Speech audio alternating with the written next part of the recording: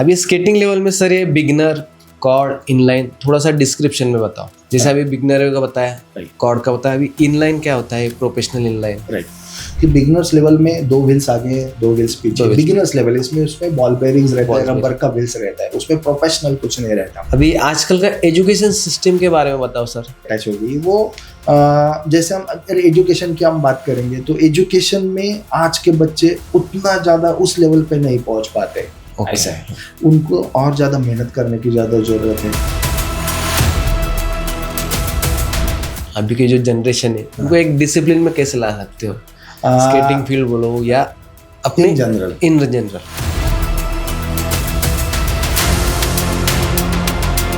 जो basketball court है, basketball court, जो लॉन्ग टेनिस कोर्ट है, उसमें भी हम स्केटिंग कर सकते हैं। जो फ्लैट ग्राउंड है वहाँ पे स्केटिंग कर रोड पे भी कर सकते हैं। मतलब स्केटिंग ऐसा गेम है कि उसको फ्लैट सरफेस चाहिए।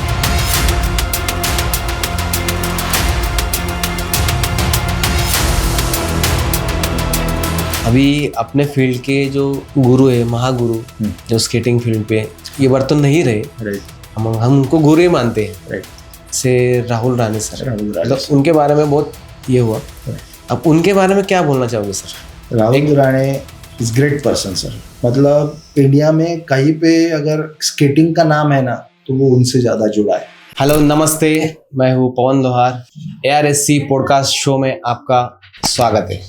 आज के जो गेस्ट है हमारे स्केटिंग कोच, उन्होंने 18 से 20 साल तक उन्होंने कोचिंग इसमें फील्ड में बहुत सी मेहनत किया है और स्केटिंग फील्ड में उनका बहुत नाम है। आज के स्पेशल गेस्ट है हमारे Milind Suresh Nakhate sir. Hello, welcome sir. Yes, thank you. Okay sir, आप स्केटिंग फील्ड में 18 साल से हो, ठीक है। आपको क्या क्या एक्सपीरियंस आया और आपने जो बच्चे ये किए वो बच्चों में क्या क्या देखा आपने, और आपके फील्ड में आपने क्या क्या ऐसी चीज़ें की है बच्चों के लिए? प्लीज़ आपका एक्सपीरियंस के बारे में बताइए। राइट, स्केटिंग फील्ड में तकरीबन मैं 17 साल 18 साल हुए अभी। यस, लेकिन जब मैंने ये स्टार्ट किया ना तब ऐसा नहीं था कि किसी ने मुझे पुश किया। Okay, good. वो जो है वो मेरे अंदर से आया। ओके, कोथरूड में एक स्कूल है, वहाँ पे मैं टीचिंग करता था। लेकिन जब स्केटिंग देखता था तो मुझे ऐसा लगा नहीं यार मुझे भी आना चाहिए। तो ये अंदर से आ रहा था। Okay, good. पूछो तो किससे पूछो, जो सिखा रहा था वो फ्रेंड था मेरा, तो उसको मैंने पूछा कि मुझे भी सीखना है। हंसने लगा, इस उम्र में अभी is it possible? Yes, everything is possible. मैं 60 साल के बच्चों का कीड़ों बूढ़े को नहीं बोला, ओके, बच्चों 60 साल के बच्चों को भी सिखाता हूँ। गुड। क्योंकि जो मैंने एक्सपीरियंस किया वहाँ पे, ताकि लास्ट टाइम जब बेलगांव में कंपटीशन हुआ तो 53 साल की एक लेडी वुमन डॉक्टर थी। She was around 53, yeah, right, and she was doing a skating. She is participating in national RJI competition. Okay, good. So I was heads up for her. So मुझे जब ऐसा लगा कि मुझे skating सीखना है, okay, तो मैंने स्केटिंग पहले डाला पैर में। okay, I can't stand because जो बच्चे मूवमेंट्स उनके चल रहे थे ना, that is very much easy. But when I was trying, it difficult to stand only. तो धीरे धीरे धीरे धीरे मैं सीखता गया। जो पेरेंट्स उनके आते थे वो पेरेंट्स मुझे बोलते थे अरे सर, दे वाज सरप्राइज कि सर सीख रहे हैं। ओके, और मुझे अच्छा लगता था, पेरेंट्स सपोर्ट कर रहे थे मुझे। धीरे धीरे मैं स्केटिंग सीखता गया और तकरीबन with in a month I was good in skating. I have balance अच्छा था मेरा, स्पीड अच्छा पकड़ रहा था, और ऐसे धीरे धीरे करके मैं स्केटिंग मैंने मेरा स्टार्ट किया। ओके, उसी टाइम ऐसा हुआ, जो कोच था वहाँ पे जिसके पास एक स्केटिंग रिंग था स्कूल का। ओके, कौन से कोच थे? ये प्रभाकर वडवेरा, रोल बॉल में है अभी। Okay, good. He was playing Indian also, Indian team. Okay, role ball तो अभी इंडिया का सबसे ये चल रहा है क्योंकि वो इन्वेंट पुणे में हुआ गेम स्केटिंग के ऊपर। तो उन्होंने मुझे सिखाया धीरे धीरे धीरे धीरे। एक दो बार गिर गया, गिरने के बाद मुझे ऐसा लगा अरे बाप रे, जोर से मतलब कितना हार्ड है या इजी है? नहीं डिफिकल्ट है, बिकॉज यू कांट स्टैंड। क्योंकि मैंने जब स्टार्ट किया तो डायरेक्टली प्रोफेशनल मैंने पहना, बिगिनर से स्टार्ट नहीं Okay. किया शुरू में। अच्छा, उसमें लेवल भी होता है? हाँ, यस, Okay. उसमें लेवल होता है sir. We have 3 level. Okay. First जो है वो बिगिनर्स लेवल है। जब आप बच्चे Okay. 3 साल के रहते हैं, 3 साल के कंप्लीट होने के बाद we can start skating. Okay. In that level beginners we can lock the wheels. तो Okay. लॉकिंग के व्हील्स क्या होता है कि लॉक व्हील्स होने की वजह से they can only walk on the wheels. Okay. Whenever they get a balance at that time, we will remove the locks. Okay. We will remove the locks and simultaneously, gradually they will take a speed. Okay. जैसे उनको speed आता है, फिर धीरे धीरे balancing, movements, Okay. बहुत सारी चीजें हैं। लेकिन वो इंस्टेंटली चाहिए किसी को। Okay. पेरेंट्स कैसे हाँ. रहते हैं हमारे आजकल, एकदम स्केटिंग सीखना है। इंस्टेंट चाहिए, इंस्टेंट कुछ मिलता नहीं है हाँ. आजकल। क्योंकि स्केटिंग जो है गेम, वो आपको सबको भी पता है कि स्केटिंग गेम ये इंडिया का नहीं है, Okay. बाहर का गेम।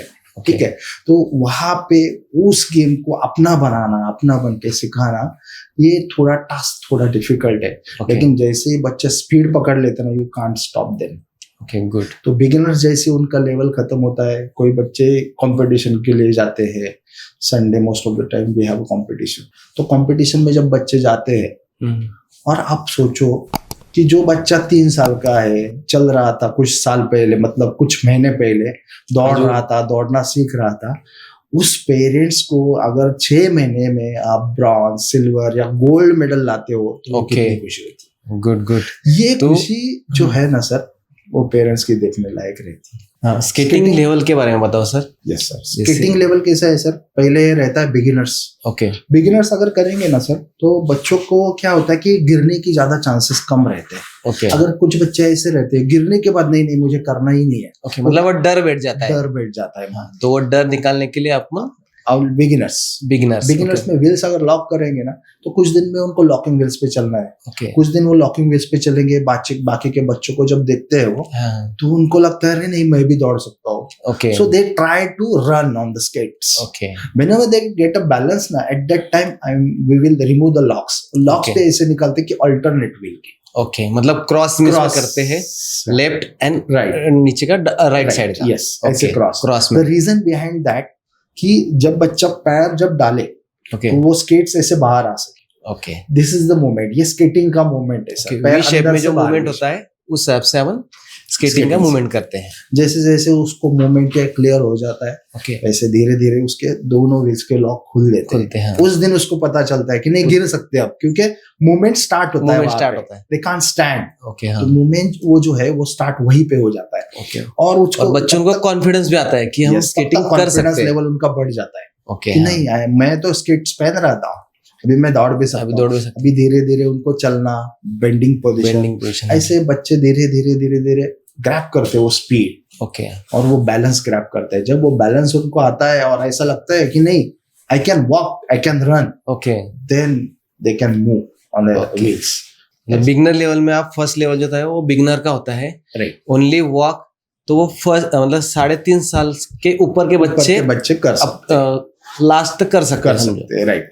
मतलब कोई भी हो वो 3.5 साल के बाद, राइट, क्योंकि उसको वो लैंग्वेज समझ में भी आता है और स्केटिंग क्या है वो भी समझ में आता है कि करना क्या है. करना मतलब अपन जो कोचेस जो सिखा रहे हैं कि वो समझ में आया कि बेंडिंग होना है, हाथ पीछे बैक करना है, बेंड होना है, उनको समझ में आता है। हाँ, मतलब जो कोचेस बताते हैं वो उनको समझ में आता है. इसके लिए 3.5 से 4 साल से वो स्टार्ट करते हैं. हाँ। उसके बाद सेकंड लेवल होता है. राइट। हाँ. सेकंड लेवल में कैसे रहता है sir, if you want to go for professional inline, then I am suggest go for recreational inline first. Okay. Then either if you don't want to go for inline, Course. then you can go for a professional course. Okay. हाँ. Professional course में भी sir level अलग अलग है। Okay. It's depend on your will.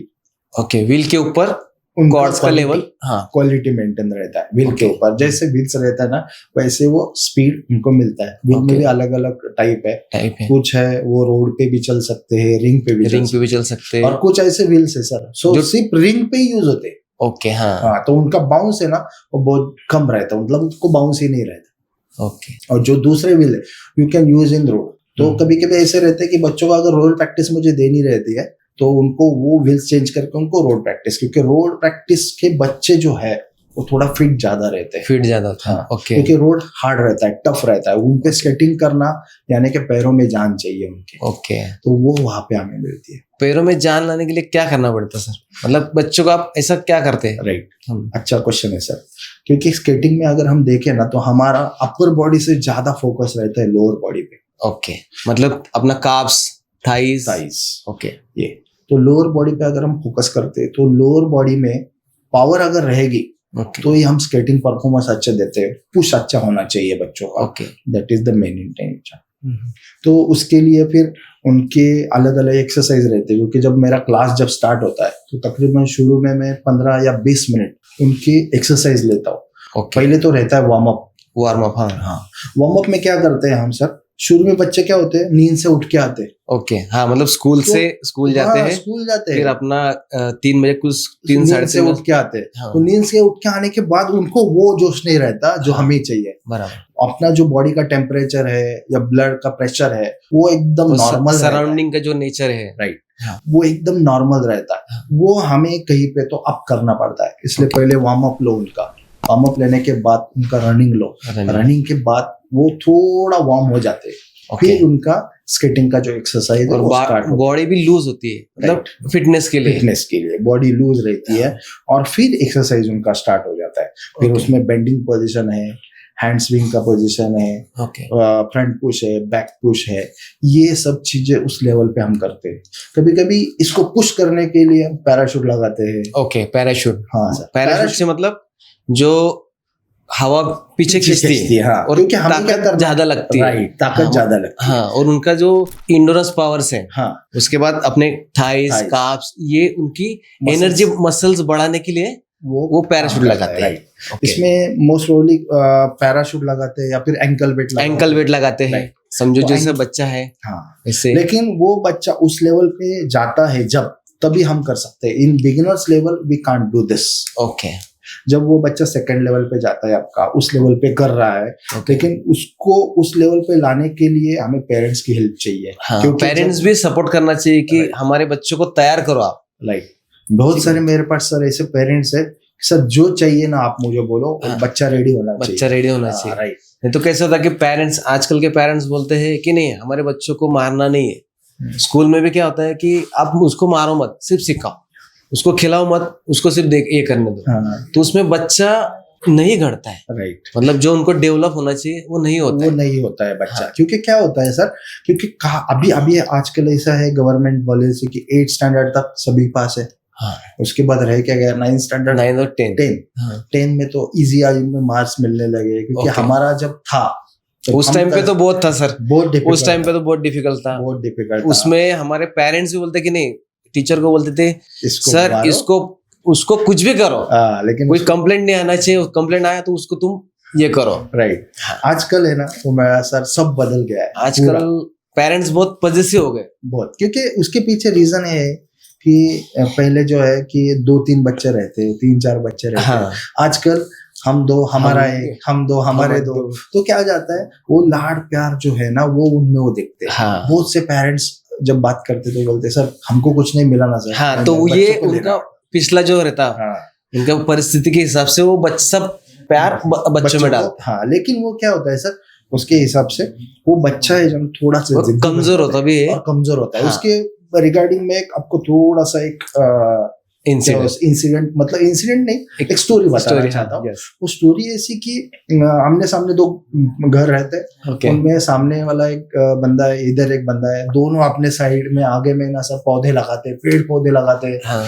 और एक जो बंदा रहता है वो इतना प्यार करता है पौधों से, इतना प्यार करता है, रोज उनको पानी डालो। ओके, हाँ। उनके ख्याल रखो, रोज पानी डालो, ख्याल रखो वो ठीक है कि नहीं वो देखो। और जो सामने वाला रहता है वो भी उनसे प्यार करता है। ओके, लेकिन वो 8 दिन में एक बार, 4 दिन में एक बार, 10 दिन में एक बार ऐसे धीरे धीरे पानी डालता रहता है। पेड़ अच्छे दोनों के मस्त रहते हैं। ठीक है, एक दिन क्या होता है सर, जोर से बारिश आती है। ओके, हाँ। और इतनी जोर से बारिश आती है कि सब पेड़ पौधे ना उखड़ जाते। ओके, वो किसके उखड़ते पता है सर? हाँ, जो डेली उनको पानी। The reason behind that कि उनके वो ताकत नहीं देना, वो जो पेड़ है, हाँ, उनको हर रोज पानी मिलता है, तो वो पानी के खोद में जमीन के अंदर गई नहीं। हाँ। और जिसको नहीं मिला वो नहीं मिला, वो खुद का पानी सर्च करने के लिए जमीन के अंदर उनके जो जड़े हैं वो अंदर तक गई और वो जाम हो गए अंदर। हाँ। इसके वजह से वो चाहे जितने भी परिस्थिति कठिन आए वो वहां पे टके रहे। That is my main intention to all parents and skaters कि अपने बच्चों को प्यार जो है उनको देना है, लेकिन उनको आदत नहीं डालनी है किसी भी चीज की। उनको अगर कुछ चीजें आप नहीं दोगे ना तो भी चलेगा, लेकिन उनको वो चीजें महत्व मिलना चाहिए जो भी है। अगर आप चीज उसको देते हैं ना वो उसको इम्पोर्टेंट उसको समझ में आनी चाहिए। हमें भी ऐसा लगता है मेरा बच्चा है, चलो पेंसिल का सेट आता है, चलो पेंसिल का सेट लाके दो। हमें जो नहीं मिला हाँ वो हम देते हैं, लेकिन बच्चों को कैसा है कि वो इजीली अवेलेबल है। हाँ दो हाँ, तो उसको एक बार नहीं बोलो। हाँ तो वो क्या करते हैं, घूम भी गया ना हाँ चलेगा, कोई दिक्कत नहीं है मेरे पास घर पे। हाँ, तो वो चीज से थोड़ा सा दूर रहना है। और पेरेंटिंग का अब देखोगे ना सर, तो कुछ पेरेंट्स मेरे पास ऐसे भी है, वो स्ट्रिक्ट रहते हैं बच्चों के साथ। हाँ। जहाँ पे प्यार जताना चाहिए ना बहुत प्यार जताते हैं, और जहाँ पे नहीं ऐसा लग रहा है हमें कि नहीं बच्चा थोड़ा जा रहा है बाहर, हाँ, तो वो कंट्रोल करना बहुत ज्यादा जरूरी है। ट्रैक से अगर बाहर जा रहा है तो उसको ट्रैक पे कैसा लाने का बच्चों को, राइट, वो बहुत ज्यादा चाहिए। क्योंकि आजकल क्या हो रहा है कि पेरेंट्स बच्चों के ऊपर बहुत ज्यादा प्यार बरसाते, इतना प्यार कि बच्चा एक बार 15, 17, 18 साल का हो गया, खत्म बात। वो पेरेंट्स की सुनता नहीं, टीचर को अलाउड नहीं मारना, ना पनिश करना अलाउड है। तो टीचर क्या बोलते हैं, अरे बाप रे इसको पनिश क्या करना, पेरेंट्स आ जाएंगे, वो प्रिंसिपल मुझे डांटेगी। अच्छा भाई ठीक रहो, जो भी है कैसा करना है वो करो। उनको सिर्फ एजुकेशन देते हैं टीचर्स लोग, मारना नहीं है। लेकिन वो जो संस्कार है ना कि हमें टीचर की रिस्पेक्ट करनी चाहिए, वो आजकल के दिन में बहुत ज्यादा कम होती है, और वो हमें चाहिए। आजकल एक मैसेज मैंने, और अभी आजकल तो व्हाट्सएप यूनिवर्सिटी वो उसमें तो कुछ भी होता है, ज्ञान हमें बढ़ता है। तो उसमें वो मैसेज आया कि पुलिस हमारी जो है सुरक्षा रक्षक, उन्होंने मैसेज डाला कि आजकल इस कम उम्र के बच्चे हैं ना वो ज्यादा गलत रास्ते पे जा रहे हैं। द रीजन बिहाइंड दैट कि जो 10वीं तक जो बच्चा है वो कंट्रोल जो टीचर का चाहिए वो नहीं, जो चाहिए वो अब बच्चों के हाथ से टीचर के हाथ से निकल गए हैं। ओके। और वो कहीं पे तो लाना ये हमारी और ये हमारे संसार की, अब पूरे समाज की ये बहुत ज्यादा जरूरत है। बराबर। अभी स्केटिंग लेवल में सर ये बिगनर, कॉर्ड, इनलाइन थोड़ा सा डिस्क्रिप्शन में बताओ।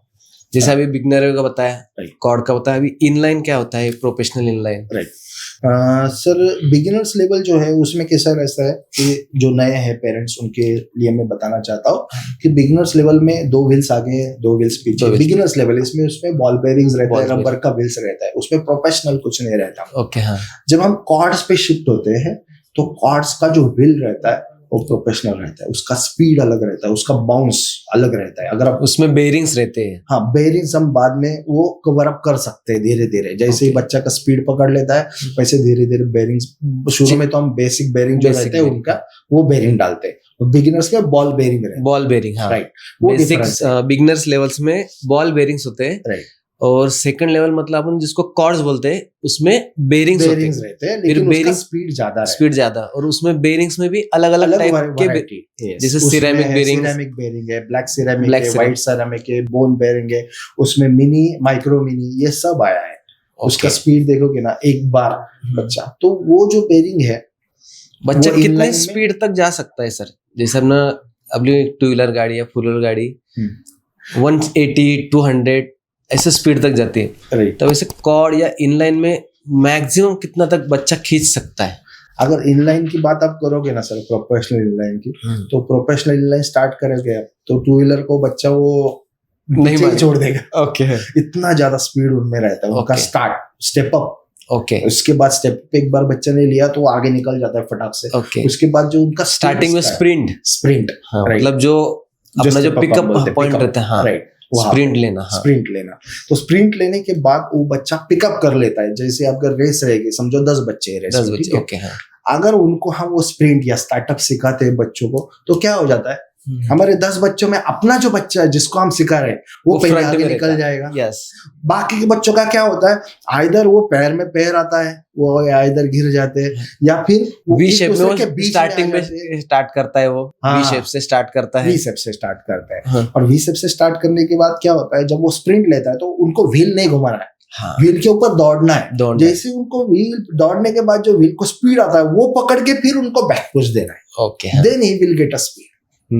फिर आगे फिर कवरिंग है, लेग क्रॉस है, ओके क्रॉसिंग है, bending leg cross, double push, ये सब बहुत ज्यादा जरूरी है। ओके और बच्चा जो है वो हर एक बच्चा अलग है सर। हाँ मतलब उनका क्वालिटी हाँ पहचानना जरूरी है। राइट। आप वो क्वालिटी कैसे पहचानते हो? समझो अभी एक बच्चा आया, 3.5 साल का बच्चा है, 4 साल का बच्चा, तो आप नॉर्मली कैसे पहचानते हो कि नहीं ये थोड़ा कर सकता है या थोड़ा सा शाय है या थोड़ा सा चंट है? राइट बराबर। 2-3 टाइप के बच्चे रहते हैं। एक रहता है कि नहीं मुझे स्पीड में डर लगता है, हाँ वो बच्चा थोड़ा पिकअप लेने के लिए बहुत टाइम लेता है। हाँ, तो उसको बिगिनर में डालो। हाँ बिगिनर्स में डालेंगे उसको, तो वो स्टार्टिंग में बिगिनर्स लेवल में धीरे धीरे कर देता है।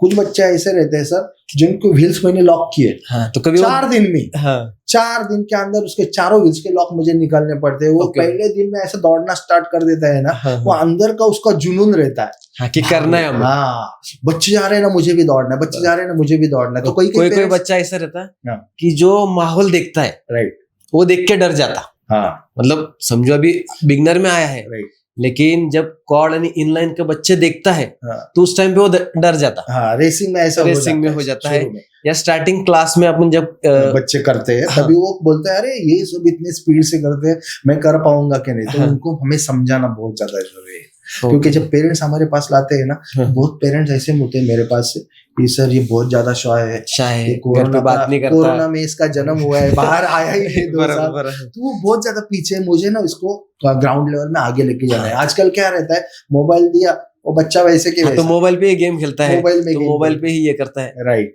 तो वो क्या होता है दिमाग में उसका वो गेमिंग और यही पे थोड़ा सा डर भी बैठ जाता है कि नहीं बाहर नहीं जाने का, बाहर के लोग अलग है, राइट।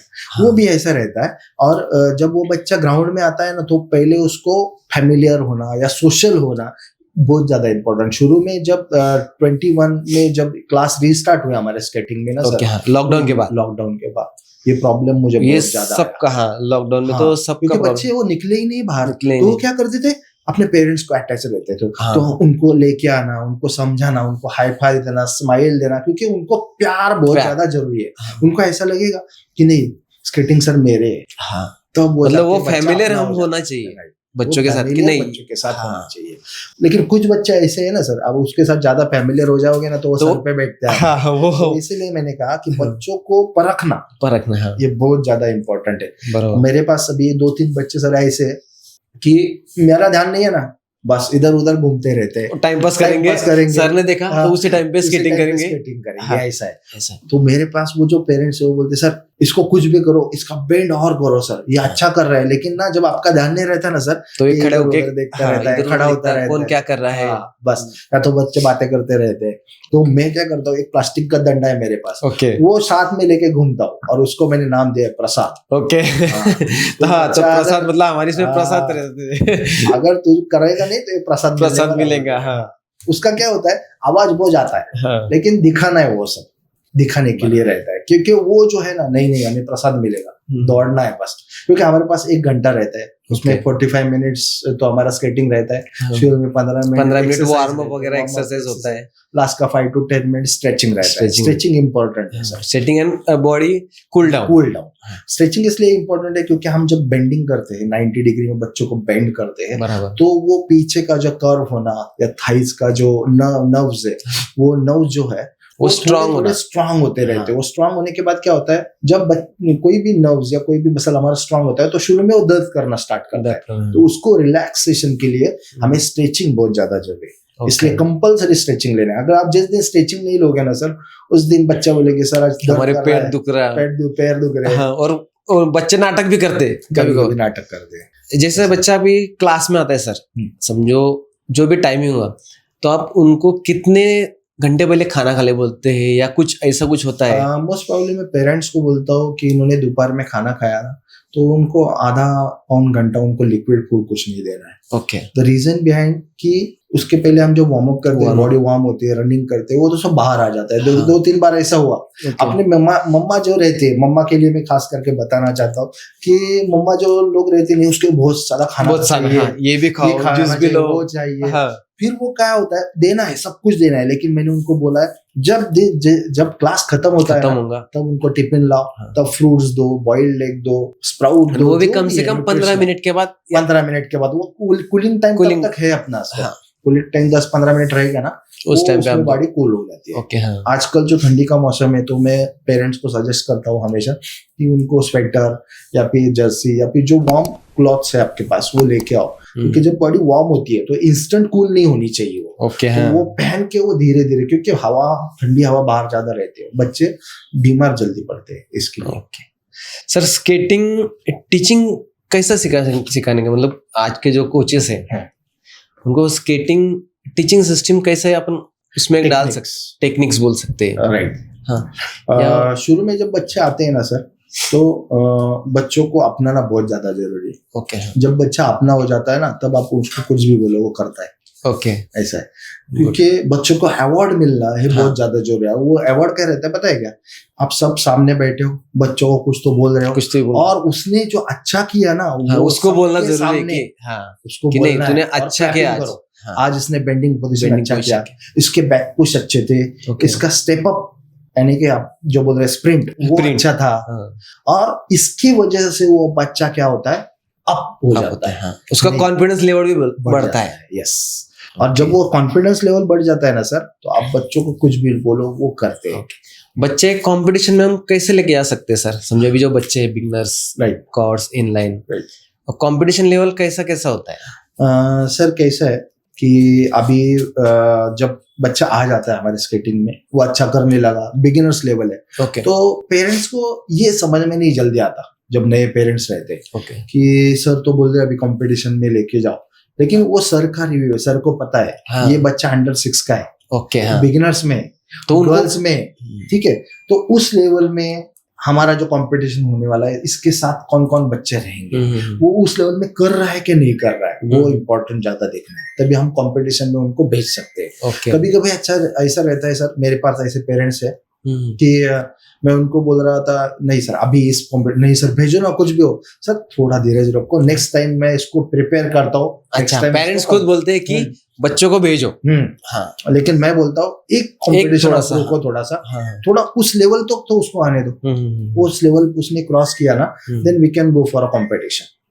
वो जो बिगिनर्स लेवल का कंपटीशन है ना, वो उसके लिए बहुत ज्यादा इंपॉर्टेंट है, क्योंकि हमारा जो क्लब रहता है, क्लब में कैसे रहते हैं, उसके साथ के बच्चे और वो पहचानते, फैमिलियर रहते हैं, उसको पता है कि इसमें ही करना है मुझे, या फिर बड़े बच्चों के साथ करना है तो इस लेवल में ही करना है। उसको ये पता नहीं रहता कि मेरा एज ग्रुप अलग ही है, जिसके मेरा कॉम्पीट होने वाला है, कॉम्पिटिशन होने वाला है, ये बच्चे ही कुछ अलग है। जब वो कंपटीशन में जाते हैं तब उनको पता चलता है कि क्या माहौल है, क्या समंदर है। हाँ, तो उसमें कभी क्या होता है कि जब बच्चा कंपटीशन को जाता है स्टार्टिंग में, तो सबसे पहले पूरा माहौल देख के डर जाता है पहले, मेरे बहुत सारे बच्चे। और दूसरी बात ऐसे कि जब क्लास में करता है या स्कूल में करता है, तो वो सब फैमिलियर बच्चे होते हैं, फैमिलियर फ्रेंड्स होते हैं, फैमिलियर टीचर होते हैं। जब ग्राउंड में जब कंपटीशन की बारी आती है, तो उस टाइम पे बच्चा डर जाता है कि इतने बड़े बच्चे देख के, इतने बड़े कोचेस, इतने बड़े माहौल, तो बच्चे डर जाते हैं। तो वो फर्स्ट कंपटीशन बच्चों को करना बहुत जरूरी है। राइट। क्या होता है सर कि बच्चे जब अंदर जाते हैं तो उनका एज ग्रुप पता है, अनाउंसमेंट होती है, स्पीकर चालू रहता है, माइक चालू रहता है, एक माहौल रहता है अलग सा, पेरेंट्स बाहर से चेयर अप करते हैं, कई पेरेंट्स तो ऐसे कि गला फाड़ के चेयर अप करते हैं उन बच्चों के लिए। वो उनका प्यार है ना, वो जताना बहुत ज्यादा इम्पोर्टेंट है, जो मैंने आपको शुरू में बोला था। तो जब बच्चे वहां पे जाते हैं तो क्या होता है कि अंदर कोच अलग है, अलग से ये बिठा रहे, ये कोच अलग बिठा रहे, मेरा कोच कहाँ पे दिख नहीं रहा है, हाँ, तो वो डर जाते हैं, थोड़ा सा डर जाता है। तो कहीं पे वो दिख भी गया और उसने आपको देख लिया ना, वो उसके चेहरे पर जो स्माइल आता है वो बहुत ज्यादा इंपॉर्टेंट है। वो जो फैमिलियर वाला जो मोरल सपोर्ट कि नहीं, हम हमारे पीछे हमारे पेरेंट्स है, हमारे कोच है कि है, तो हम कुछ भी करेंगे। तो ये मोरल सपोर्ट बहुत जरूरी है, पेरेंट्स का भी और कोचेस का भी। दूसरी बात ऐसे सर, एसोसिएशन वगैरह होते हैं, मतलब स्केटिंग कंपटीशन होते हैं, तो ऐसे कौन से कंपटीशन में हम बच्चों को लेके जा सकते हैं? बहुत सारे, कोई तो इनविटेशनल कंपटीशन रहता है। इनविटेशनल में बहुत ज्यादा पेरेंट्स को ये सजेशन दूंगा कि आपका बच्चा शुरू में रहता है कॉम्पिटिटिव, तो सब कंपटीशन में भेजने चाहिए, तो उनको सब कंपटीशन में भेजो ताकि उसको अंदाजा आता है। हाँ, और कोचेस को भी समझ में आता है कि बच्चा किस लेवल तक जा सकता है। राइट। मेरे ऐसे बच्चे हैं कि अंडर 6 का एक लड़की थी सर, वो इतनी अकेली, एक ही लड़की, पेरेंट्स बहुत ज्यादा लाड प्यार उसका। शुरू में वो डरती थी, वो अच्छी नहीं करती थी, बेंडिंग पोजीशन नहीं, इतनी सी थी, हाइट में भी कम थी। उसने रिक्रेशनल लिया, रिक्रेशनल में वो खड़ी भी नहीं रह पा रही थी, लेकिन जैसे उसने धीरे धीरे पिक ले लिया ना सर, उसका बेंडिंग पोजीशन मेरे बड़े बच्चों की तरह एकदम मस्त हो गया। और जब उसने पहला मेडल लिया ना, तब वो पेरेंट्स का जो चेयर और वो जो हैप्पीनेस है उनके चेहरे का, मैं बता नहीं सकता आपको सर। बराबर, वो अपन जाया नहीं कर सकता। हाँ। और एक बच्चा था मेरे पास, वो भी सेम, इतना नॉटी था। बच्चे तो बहुत ये रहते हैं, सुनता ही नहीं था। हाँ। तो मैंने पेरेंट्स को एक बोला, आप जहाँ पे उसको लाए ना, this is the right time and right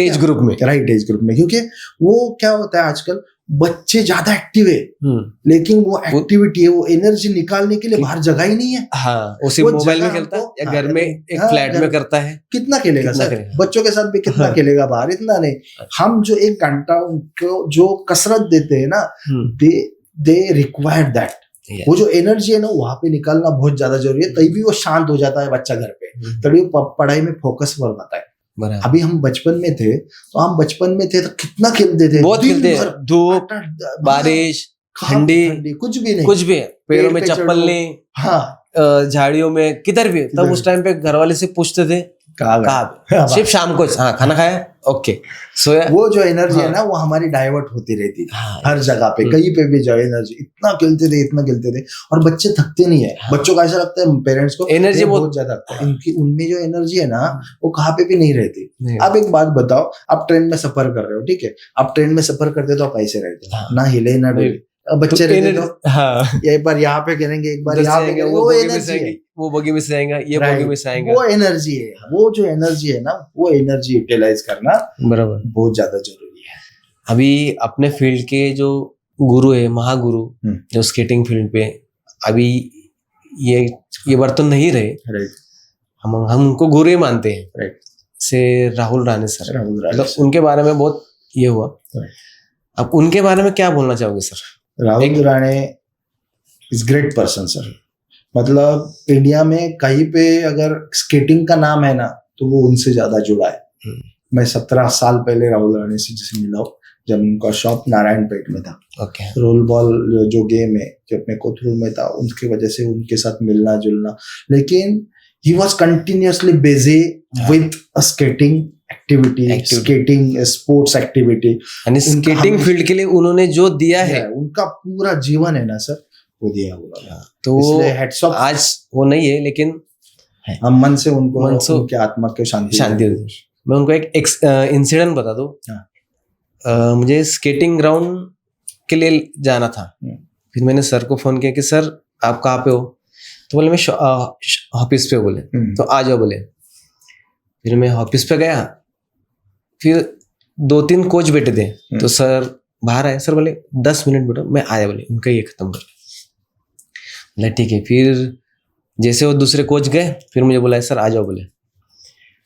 वो इंसान, अभी देखो मेरे आंख में कांटे आ रहे हैं, ठीक है, तो वो बोलते उस टाइम पे उन्होंने खुद अपने हाथों से मेरे लिए कॉफी बनाई थी। मतलब वो खुद कॉफी बनाती, फ्रेंडली, हाँ एकदम फ्रेंडली।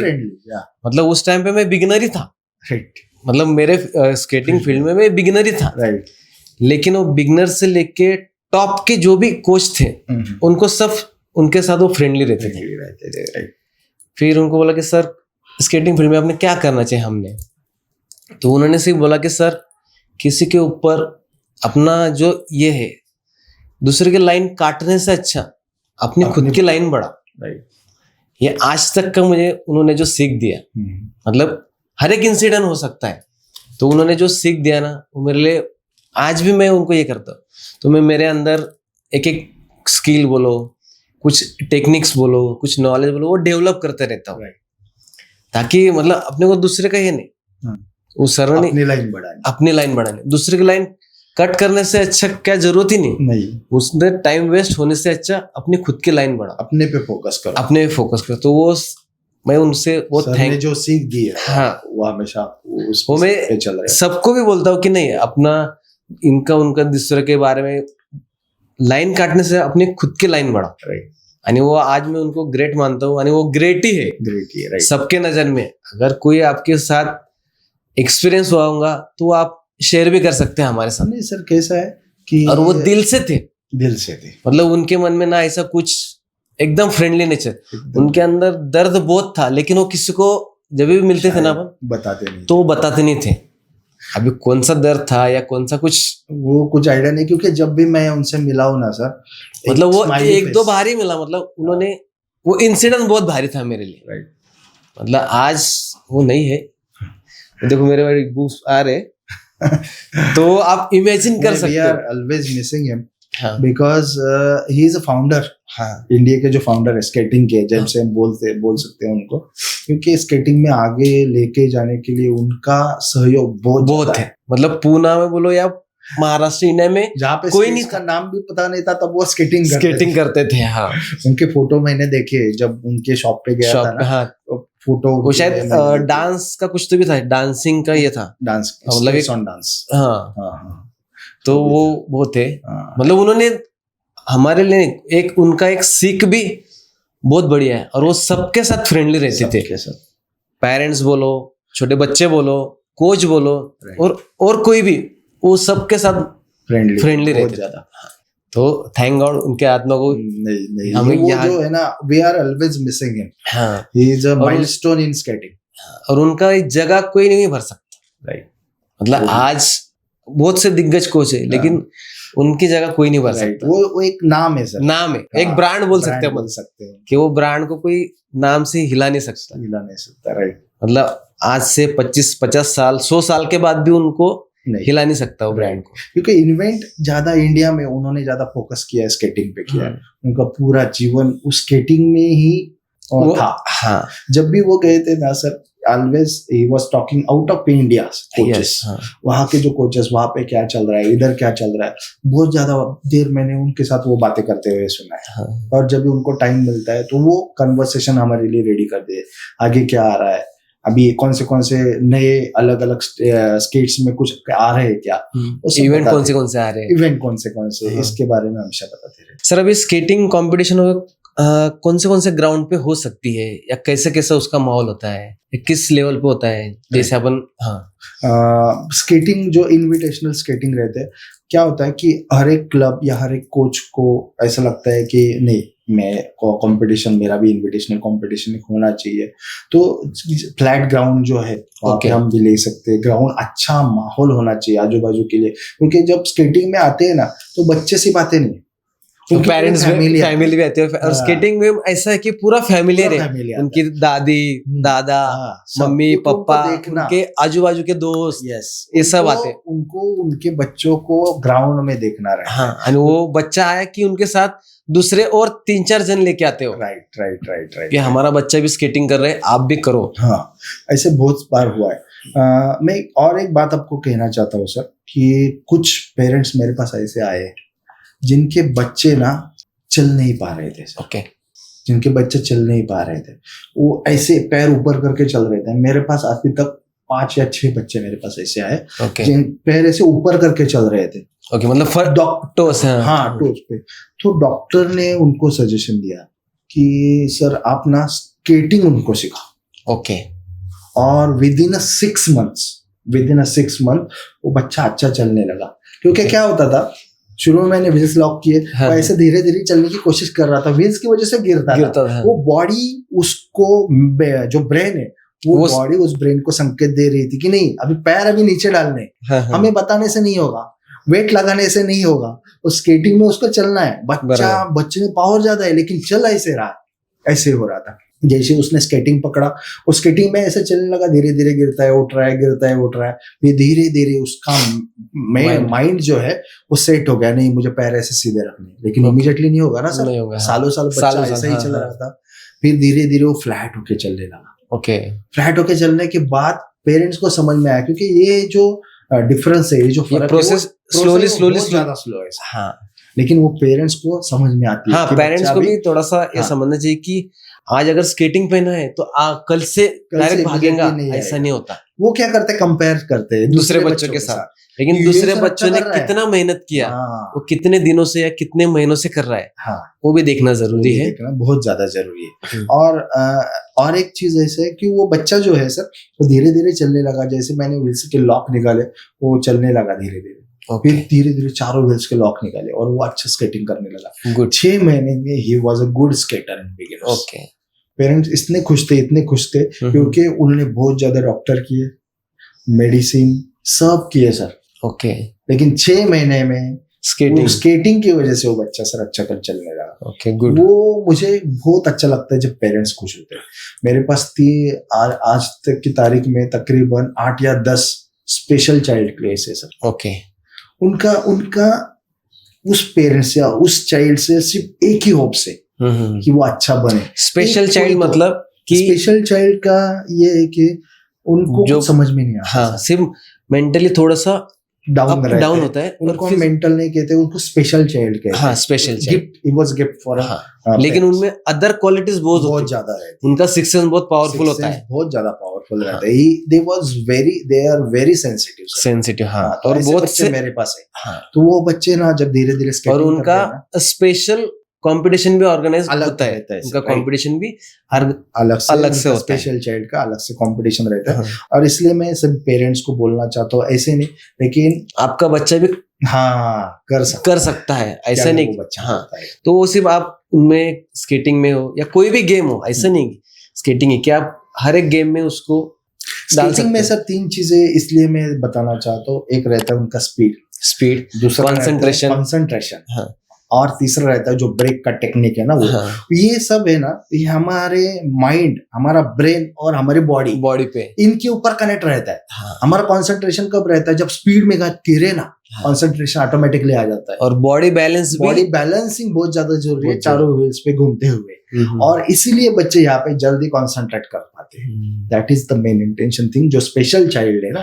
वो जल्दी इसमें ग्रोथ करते हैं। अच्छा, वो ग्राउंड के बारे में बता रहे थे हम, कंपटीशन जो होता है तो 200 metre minimum ring skating ring बोलते हैं उसको, तो उसमें वो कंपटीशन रहता है। कोई बच्चे जो फ्लैट ग्राउंड पे करते हैं तो उनमें वो जैसे हॉल टाइप बोल सकते हैं अपन, हॉल टाइप, या फिर सीमेंट ग्राउंड होता है वो स्क्वायर में, जैसे 2 बास्केटबॉल कोर्ट है, हाँ, बास्केटबॉल कोर्ट बोल सकते हैं, लॉन्ग टेनिस कोर्ट है, उसमें भी हम स्केटिंग कर सकते हैं। जो फ्लैट ग्राउंड है वहाँ पे स्केटिंग कर रोड पे भी कर सकते हैं। मतलब स्केटिंग ऐसा गेम है कि उसको फ्लैट सरफेस चाहिए, वहाँ पे हम स्केटिंग कर सकते हैं। कभी कभी तो मैं पेरेंट्स को ये बताता हूँ, आज आपने ज्वाइन किया हमारा class, we have 3 days in a week class, so हर एक दूसरा दिन है ना, मैं उनको बोलता हूँ अभी ये बच्चा लॉक है, इसको 1 घंटा घर पे पहनाओ सर। घर पे प्रैक्टिस करना भी जरूरी है। प्रैक्टिस क्यों, जलने दो ना उसको हॉल में, बालकनी के साइड में, पैसेज में वो चलता रहता है। जैसे उसको धीरे धीरे वो आदत लगती है, वो हैप्पी हो जाता है कि मैं स्केटिंग पे चल रहा हूँ, और वो बच्चा जल्दी पिकअप कर लेता है। वैसे अभी जैसे 200 मीटर्स 100 मीटर 200 सिंथेटिक ग्राउंड होता है, सिंथेटिक ग्राउंड जो इंटरनेशनल टाइल्स का ग्राउंड भी होता है शायद, राइट, टाइल्स पे प्रैक्टिस करते हैं।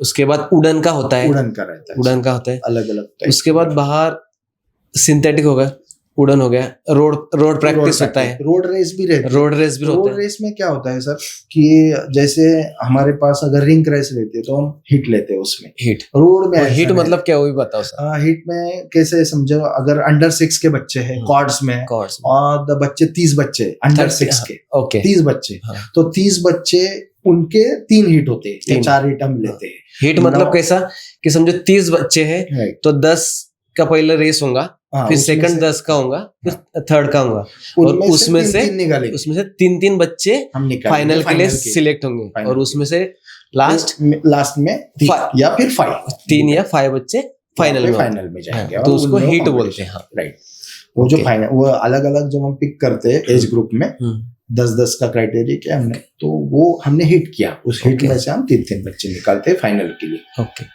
अभी आजकल का एजुकेशन सिस्टम के बारे में बताओ सर, इसमें कुछ। आजकल एजुकेशन सिस्टम जो है ना सर, वो उतना रहा नहीं जैसे पहले चल रहा था, ठीक है।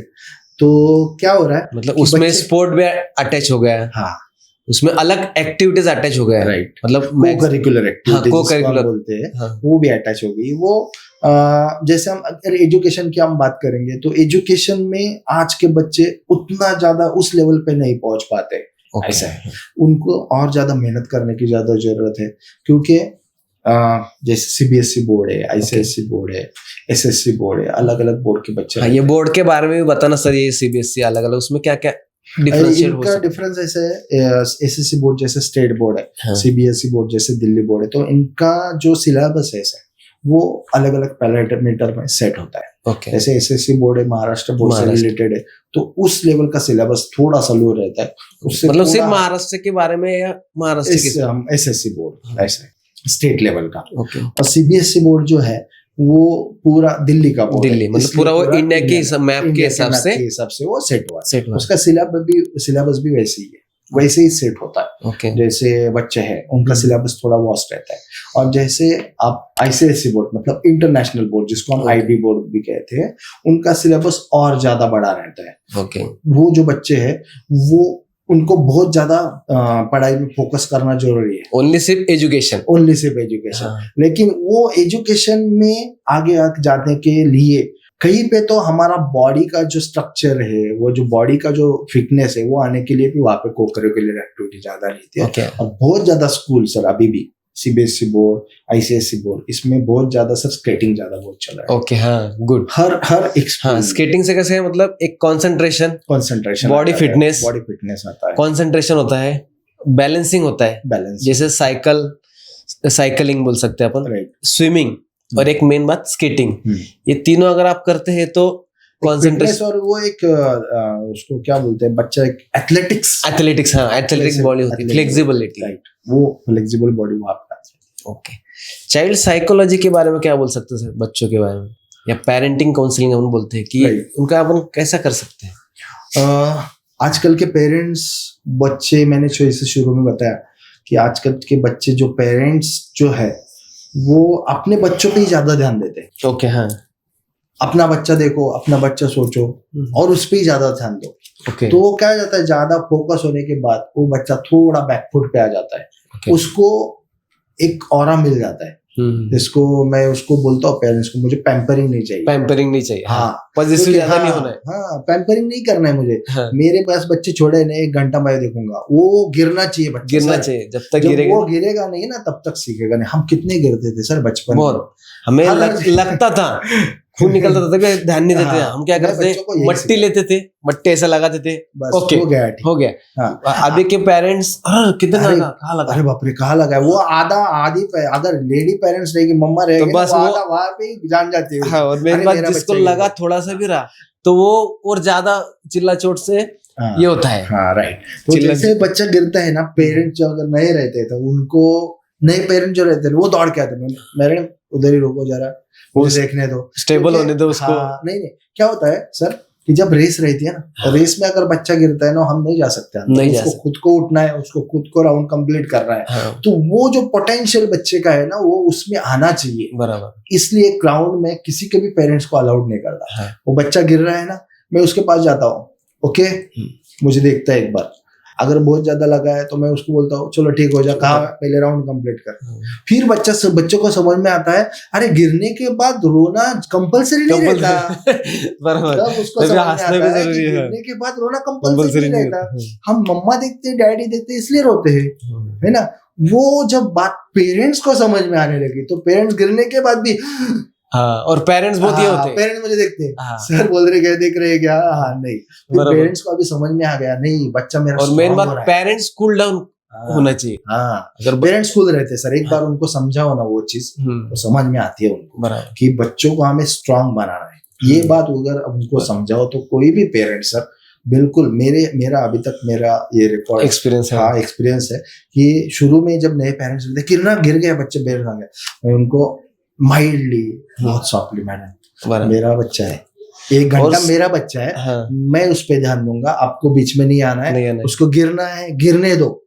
लेकिन उनको ये पता है बच्चों को, जब वो रेस खत्म होती है ना, मैं उसको बोलता हूँ कहाँ पे लगा दिखा, फिर उसको मॉलिश करना, वो देखना कहाँ पे लगा है क्या नहीं, वो जो प्यार जाता है ना वो तब जताना है, उस टाइम जताना है, फिर वो समझ में आता है उसको कि अगर मैं रिंग में भी गिर गया ना तो मुझे पहले दौड़ना है, चाहे मेरा बच्चे। सर मैं आपको एक इंसिडेंस बताना चाहता हूँ, अगर ये हमारा प्लेटफॉर्म अच्छा है तो मैं एक इंसिडेंस आपको बताना चाहता हूँ। पुणे से बहुत सारे कोचेस सर हम इंदौर गए थे। इंदौर, ओके। हाँ, इंदौर में नाइट रेस था, ओके।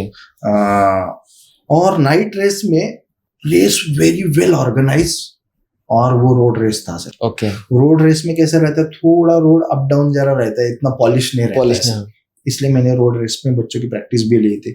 इंदौर में मेरे तकरीबन 12 बच्चे गए थे सर। ओके। मेरे पास चंद्रकांत बासा सर थे मेरे साथ, तो हम सब बच्चे नाइट ट्रैवल करके वहां पे गए थे। बहुत मजा आया वहां पे। लेकिन जिस टाइम रेस था ना सर, आपके स्केटिंग फील्ड में दोस्त कौन कौन है सर? बहुत से, सब दोस्त थे सर, और सब फ्रैंक रहते हैं। मतलब क्या रहता है कि जब रेस रहती है ना तो एक फैमिलियर हो जाते हैं सब, अपने लोग मिल गए, बहुत अच्छा लगता है। और वो जो रिस्पेक्ट रहता है कोच को बहुत ज्यादा इम्पोर्टेंट है। वो जो स्माइल रहती है, अपनापन रहता है, दिनों के बाद मिलने के बाद जो खुशी रहती है, जैसे एक परिवार एक फंक्शन में आया। और वो जब पेरेंट्स देखते हैं उनको भी अच्छा लगता है कि यार कितने कोचेस है और कितने ज्यादा बच्चे हैं। ये कोचेस स्केटिंग फैमिली बोल सकते हैं, राइट, कोचेस स्केटिंग फैमिली, ये इट्स राइट वर्ड एक्चुअली। तो क्या हुआ, 5 बजे से ये स्टार्ट हो गया, इवनिंग को नाइट लैम्प था, शामियाने डाले थे सर। ओके। सब पेरेंट्स जो ऑडियंस थे ना सबको शामियाने डाले थे। और वो क्या हुआ कि मुझे लगा एक बार रोड प्रैक्टिस लेना इम्पोर्टेंट है, ठीक है। तो जैसे ये रजिस्ट्रेशन हुआ, थोड़ा टाइम मिला, और वो लाइव चल रहा था सब यूट्यूब पे, सब यूट्यूब पे देख रहे थे, डायरेक्टली लाइव देख रहे थे। और स्केटिंग फील्ड में ऐसा है कि नाइट कंपटीशन बोल रहे हैं तो ये लाइव भी होता है, तो ये पेरेंट्स भी देख सकते हैं, ऑल इंडिया देखता है, और इंडिया के बाहर भी यूट्यूब पे लाइव होता है। और फोकस वो इसलिए था क्योंकि ऊपर से ड्रोन चल रहा था। हाँ, तो ड्रोन की वजह से बहुत ज्यादा, मतलब बच्चा क्या कर रहा है उसके जो मूवमेंट से, या फिर उसके चेहरे के जो हाव भाव है, कोचेस के जो है वो सब कैमरे में दिखते हैं। जैसे हम बड़ा स्क्रीन लगाते हैं, बड़ा स्क्रीन, तो जैसे क्रिकेट में हम देख रहे थे ना, वो फील बहुत अच्छा था। हमारा पेरेंट्स हमारे साथ थे उस टाइम। तो वही अपने को स्केटिंग फील्ड को आगे लेके जाने है, जैसे क्रिकेट के बारे में बताया, जैसे IPL वगैरह, वैसे ही स्केटिंग की फील्ड को अपने को आगे लेके जाने का। राइट। तो I will come to the point. तो क्या हो गया, मैंने वो बच्चे जो थे हमारे, उसको मैंने प्रैक्टिस के लिए छोड़ा। प्रैक्टिस में छोड़ने के लिए वो माहौल उसने देख लिया, प्रैक्टिस हमने लिया था, बच्चे फुल स्पीड में गए, और कॉर्नर में मेरे 5 बच्चे गिर गए। गिरने के बाद ये जो है ना पूरा फूट गया, नीज बहुत खून बह रहा था। मैं देख के एकदम शांत हो गया। पुणे से इंदौर इतने आ गए, ये वो, उनको साइड में लिया सबको, उनको वो सब लिक्विड लगाया, उसको कॉटन से धोया, वॉश किया डेटॉल से, और उनको बिठाया शांति से। पेरेंट्स बोलने लगे सर नहीं होगा अभी, नहीं कॉम्पिटिशन सर, रहने दो सर, जाने दो, नहीं करना ही। पेरेंट्स का एक भी रिप्लाई नहीं दिया, मैं शांत रहता। उनको ऐसा लगा कि नहीं अभी नहीं होगा कंपटीशन, ठीक है। मैंने पेरेंट्स को बोला सिर्फ मुझे 10 मिनट दो, बाजू में बैठो सब लोग। सब बच्चों को एक साथ किया, समझाओ तो क्या समझाओ, ये मेरे पास एक बहुत बड़ा क्वेश्चन है। तभी पेरेंट्स को भी देखना है, बच्चों को भी देखना है। तभी वो मुझे एक क्लिक हो गया, चक दे इंडिया का वो जो 20 सेकंड था ना, वो मोमेंट्स मुझे याद रहेगा।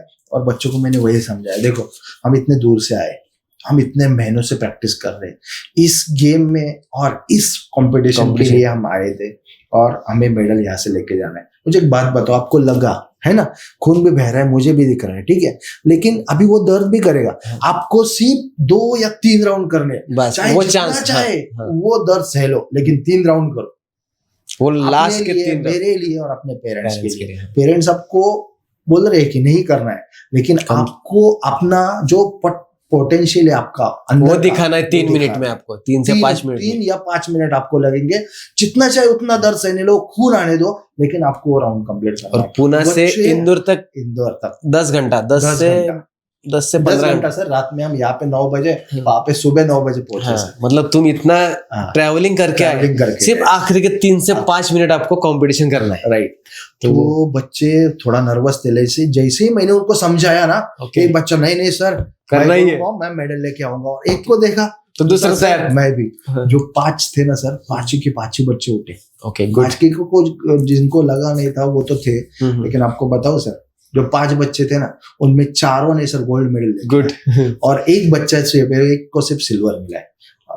जो गिर गए थे उसके बारे में उसमें। बताओ। हाँ मुझे इतना बाकी तो अच्छा फील हुआ, इतना अच्छा फील हुआ था कि जब वो गोल्ड मेडल लेके आया ना, तो जो पेरेंट्स बोल रहे थे ना सर नहीं खेल पाएंगे, वो पेरेंट्स के आंखों में आंसू आ रहे थे सर, और वो लाइव दिख रहे थे सर कि जब वो मेडल लेने के लिए गए, वो जो मेडल मिला कि नहीं, तभी उनको पता चला कि नहीं, मेरे बच्चे में जो पावर है या पोटेंशियल है, मैंने अभी देखा ही नहीं है। पेरेंट्स को यहाँ यही जो अपन पैम्परिंग करते थे ना पेरेंट्स, तो वही दिखना है, क्योंकि वो उनको तभी समझ में आया कि नहीं, इनमें पोटेंशियल बहुत ज्यादा है। और मैं उसी बच्चों का आपको एक बार बात बताना चाहता हूँ सर। वो बच्चा अभी सैनिक स्कूल में सातारा में है। ओके। उसका सिलेक्शन हो गया, उसका फिटनेस वो बहुत ज्यादा अच्छा वहां पे करता था, और उसका सैनिक स्कूल में सिलेक्शन हो गया, अभी वो सातारा में। Good sir. अब बच्चों को डिसिप्लिन में कैसे ला सकते हो? अभी के इसमें, अभी के जो जनरेशन है उनको एक डिसिप्लिन में कैसे ला सकते हो? स्केटिंग फील्ड बोलो या अपने इन जनरल।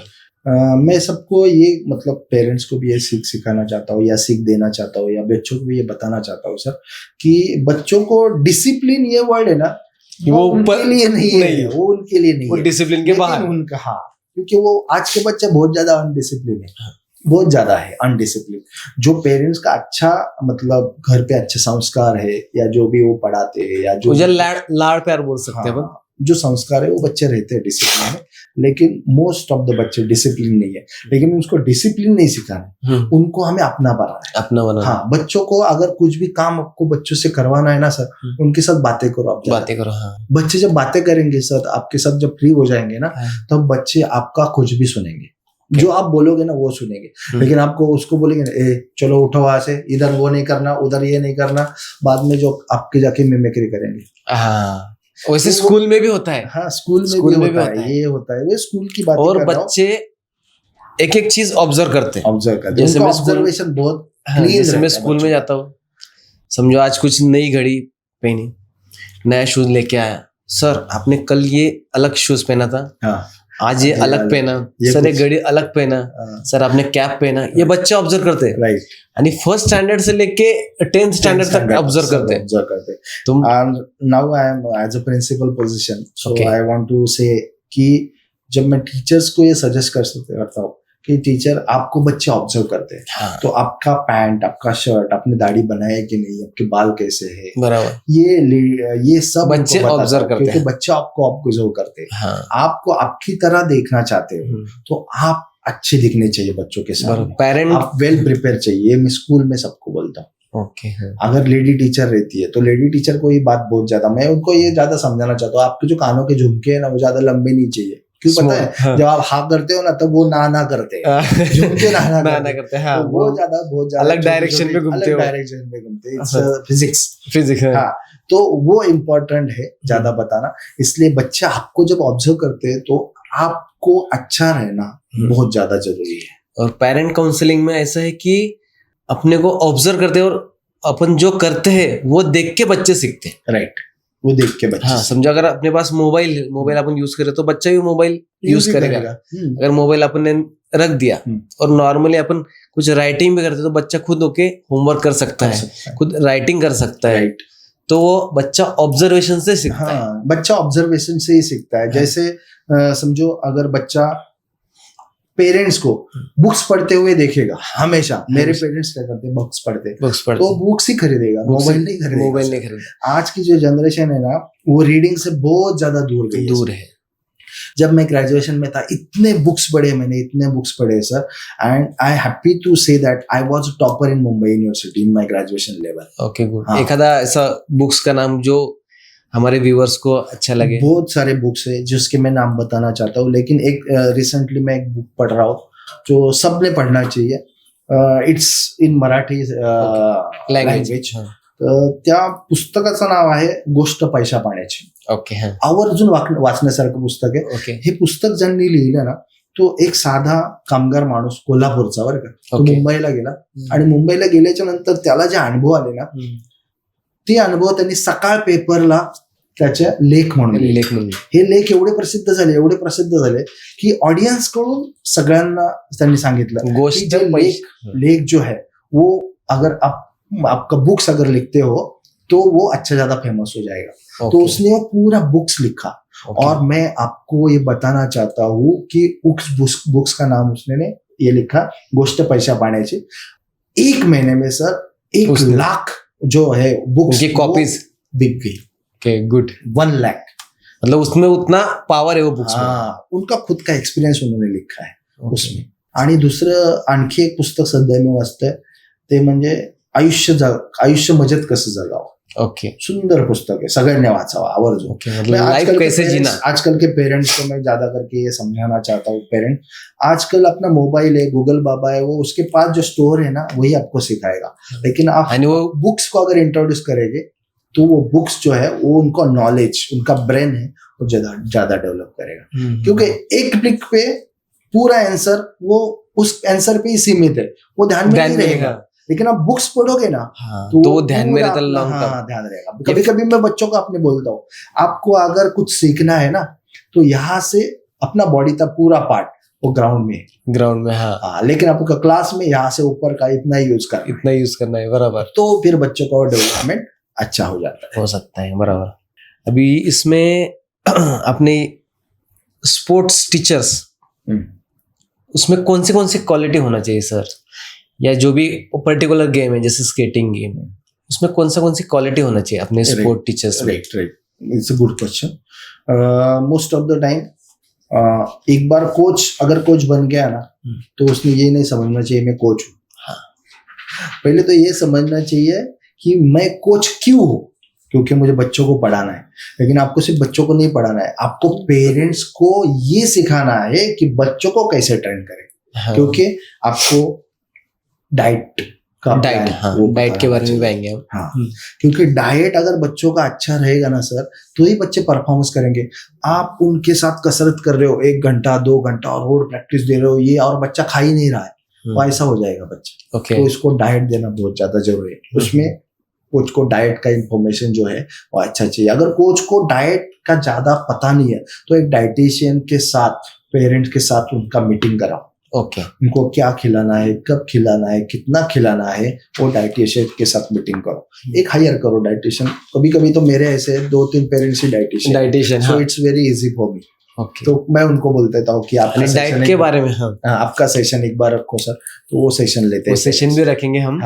और दूसरी एक बात कि स्केटिंग में हमारा जो लोअर पोर्शन है वो ज्यादा यूज होता है और वो ज्यादा फिट हो जाता है। तो कभी ज्यादा क्या होता है मसल स्ट्रेंथ होते हैं, तो उसके लिए उनको मसाज देना बहुत ज्यादा जरूरी है। तो पेरेंट्स को मैं बोलता हूँ कि इस दिन हमारी एक्सरसाइज ज्यादा होगी, अगर बच्चा ज्यादा बोलता है तो थोड़ा मसाज करो, मसल रिलैक्सेशन रहता है। दूसरा है मैं आइस बाथ देता हूँ। आइस बाथ में क्या होता है सर कि आइस बाथ में बच्चों को कुछ सेकंड के लिए पूरा आइस में डुबाना है मुझे। तो उसके लिए क्या होता है कि उनको 45 मिनट्स कंटिन्यू उनका एक्सरसाइज लो, बहुत हार्ड एक्सरसाइज। बहुत हार्ड एक्सरसाइज। वो एक्सरसाइज हो गया ना तो वो जो मसल है उनके स्ट्रेंथ हो जाते हैं और वो जो स्टिमुलेट होने के बाद वो मसल्स उस लेवल पे वापस रिटर्न आने के लिए उनको आइस बाथ देना बहुत ज्यादा जरूरी है, ताकि मसल वो जो है वो ज्यादा जो कड़क हो गए उनके मसल प्रैक्टिस की वजह से वो एकदम नॉर्मल लेवल पे आ जाते हैं और उनका स्ट्रेंथ ज्यादा बढ़ता है। Most important. और डाइट के बारे में थोड़ा सा बताना चाहता हूँ मैं। आजकल जो पिज्जा बाहर के जो आइटम्स है वो नॉर्मली बंद ही करना चाहिए। जो व्हाइट चीज है जिसे बहुत ज्यादा बेकार है, वो बेकार चीज, पूरा अपना शरीर वो खराब कर देता है। और ब्रेड आइटम तो बेकरी आइटम तो ऑल सबने बंद करना चाहिए। राइट। लेकिन ये सब हम अगर बातें बच्चों को बताएंगे तो उनको समझ में नहीं आएगी। पेरेंट्स को बताएंगे तो पेरेंट्स ही ज्यादा सैटरडे संडे आउटिंग खाना है, बर्गर खाना है। आजकल ज्यादा सर न्यूट्रिशन के बाहर ज्यादा जो लाइन रहती है वो इधर रहती है पिज्जा और बर्गर। मैं ऐसा नहीं बोल रहा, सब पेरेंट्स को मैं बताना चाहता हूँ कि मैं ऐसा नहीं बोल रहा कि पूरा बंद करो, नहीं तो बच्चे आपका नहीं सुनेंगे। मैं ऐसा बोल रहा हूँ ज्यादा मत, कुछ क्वांटिटी कम करो उनका, महीने में एक आध बार दो। लेकिन उनको न्यूट्रिशन ज्यादा, वो अब भी उसको आपको नहीं समझ में आएगा। वो कब समझ में आएगा? जब बच्चे आपके 35 के आगे जाएंगे ना तो वो जो जितना खाया है मैदा, बर्गर, पिज्जा, तो वो सब सिक्स पैक बन के six बाहर pack आ बनता जाता है। है। सिक्स पैक अंदर रहते हैं और पैक बाहर आ जाता है। बाहर आता है। तो मैं कोचेस को भी ये बताना चाहता हूँ, अगर आप कोच हो तो खुद फिट रहो पहले, खुद फिट रहो, खुद स्केटिंग करो, तब आप बच्चों को सिखा सकते हो, तब आप बच्चों को अच्छा ट्रेन कर सकते हो। जब आप पेरेंट्स आपको देखेंगे, अरे सर देखो कैसे परफेक्ट बेंड, परफेक्ट। हाँ। मैं कभी कभी बच्चों को बोलता है, देखो मेरी हाइट कितनी है, इतनी है, हाँ। मैं आपसे ज्यादा बेंड हो रहा हूँ, आप क्यों नहीं हो रहे हो? बराबर वो बच्चा 90 डिग्री में बेंड होना है। 90 डिग्री में बेंड होना है। वो ज्यादा, क्योंकि क्या होता है, लोअर बॉडी पे प्रेशर डालना मतलब पूरा बॉडी का वेट उस पे लेना फिर प्रेशर डालना, इट्स नॉट इजी। जितना दिखता है उतना इजी नहीं है, इट्स डिफिकल्ट। पेरेंट्स सब बोलते हैं सर बेंड पे, तो मैं पेरेंट्स, हाँ बेंड नहीं हो रहा है, बेंड नहीं हो रहा। मैंने पेरेंट्स को 2 बार बोला, एक काम करो आप 10 काउंट के लिए मुझे बेंडिंग करके दिखाओ सर। नहीं सर मुझसे नहीं होगा। और मैं और एक बात कहना चाहता हूँ सर आपको, इंटरव्यू चल रही है उसके दौरान, कि मेरे इतने इंथुजियास्टिक पेरेंट्स हैं, लास्ट टाइम उन्होंने मुझे पूछा सर हमें स्केटिंग सीखनी है। हाँ, पेरेंट्स के लिए भी बोलना चाहता हूँ मैं कि आप कोई भी उम्र में स्केटिंग सीख सकते हो। ऐसा नहीं कि 3.5 साल का बच्चा है, 3.5 साल 4 साल से वो स्टार्ट हो जाता है, 60 तक आप स्केटिंग सीख सकते हो। ऐसा अलग है आपको नहीं, मैं गिरने के बाद मेरा ये हड्डी टूट जाएगी, अब वो जुड़ेगी नहीं, तब मत करो। हाँ, लेकिन आपको अगर सीख वो सकते पैशन सीखना है, वो पैशन है कि स्केटिंग एक पैशन है, मैं पैशन की वजह से स्केटिंग में आया हूँ। वो जो पैशन है ना, वो जब मुझे देखते तो पेरेंट्स को आता है। तो पेरेंट्स ने मुझे पूछा कि सर हमारे लिए आप स्केटिंग क्लास लोगे क्या? तो मैंने बोला क्यों नहीं। तो 10 पेरेंट्स आए मेरे पास। कितने सर? 10 पेरेंट। उन्होंने मुझे बोला सर हमारा अलग से स्केटिंग क्लास हो, हम वर्किंग है, हमें स्केटिंग सीखना है इसी हालत में, हम 10 बजे आएंगे रात। मैंने उनको 10 बजे उनका सेशन रखा सर। इतने अच्छे रिक्रिएशनल इनलाइन में बहुत अच्छे करने लगे पेरेंट्स। रिक्रिएशनल इनलाइन के बारे में बताओ सर थोड़ा।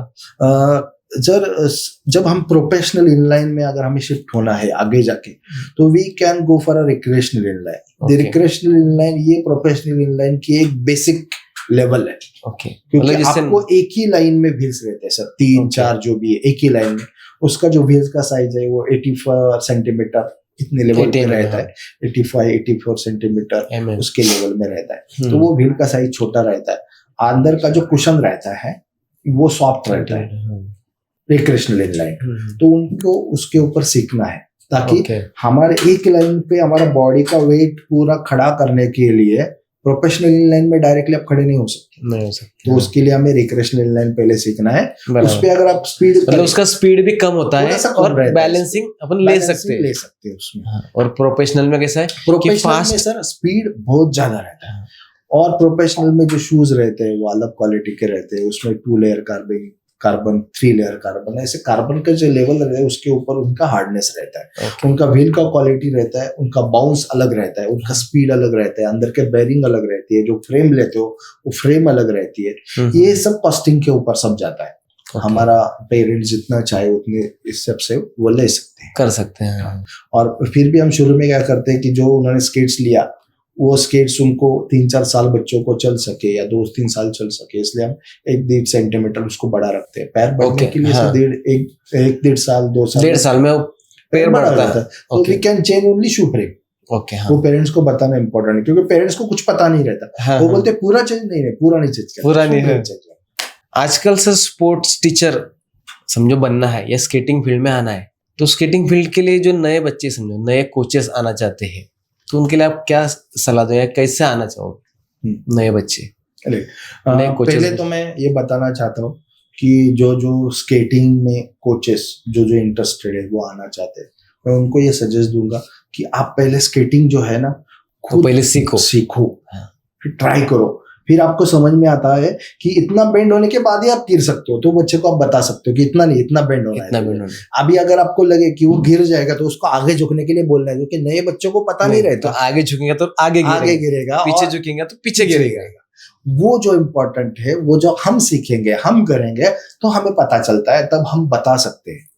ऐसा नहीं है ना सर कि हम 2 व्हीलर चला रहे हैं, 2 व्हीलर अच्छा चला रहे, लेकिन 4 व्हीलर वाले को बता रहे कि ऐसा नहीं, ऐसा चला रहे। वो डिफरेंट है, बहुत डिफरेंट है। तो इसलिए पहले खुद सीखना है, आपको लोगों को बता सकते, मतलब आपका एक्सपीरियंस भी आप शेयर कर सकते हो कि ये हुआ था। तो उसके लिए कुछ सर्टिफिकेट वगैरह या कुछ एग्जाम्स रहती है सर, अलग अलग। जैसे मैंने आरसिक एशिया करके जो है आशीष सर, तो हम वहाँ पे गए थे, उन्होंने एग्जाम लिया था, पहले ट्रेनिंग दिया था हमें, एग्जाम लिया था, उनके सर्टिफिकेट हमें दिए थे। ओके बहुत इंडोरेंस जो है उनकी, वो एग्जाम लेते हैं, वो सर्टिफिकेट देते हैं, ट्रेनिंग देते हैं। रोल बॉल में मैंने वो एग्जाम दिया था, रोल बॉल का। ओके उनके टेक्निक, उनके रूल ये अलग है, उनके अलग अलग। हम जहाँ पे जाना चाहते हैं, अगर स्केटिंग में जाना चाहते हैं तो स्केटिंग में आपको सब पता होना चाहिए, स्पीड क्या है, रोल बॉल क्या है। अच्छा, स्केटिंग और रोल बॉल का थोड़ा सा डिफरेंस बताओ, मतलब क्या होता है? स्केटिंग में कैसा है सर, एक स्पीड स्केटिंग रहती है जिसमें हम रेस करते हैं,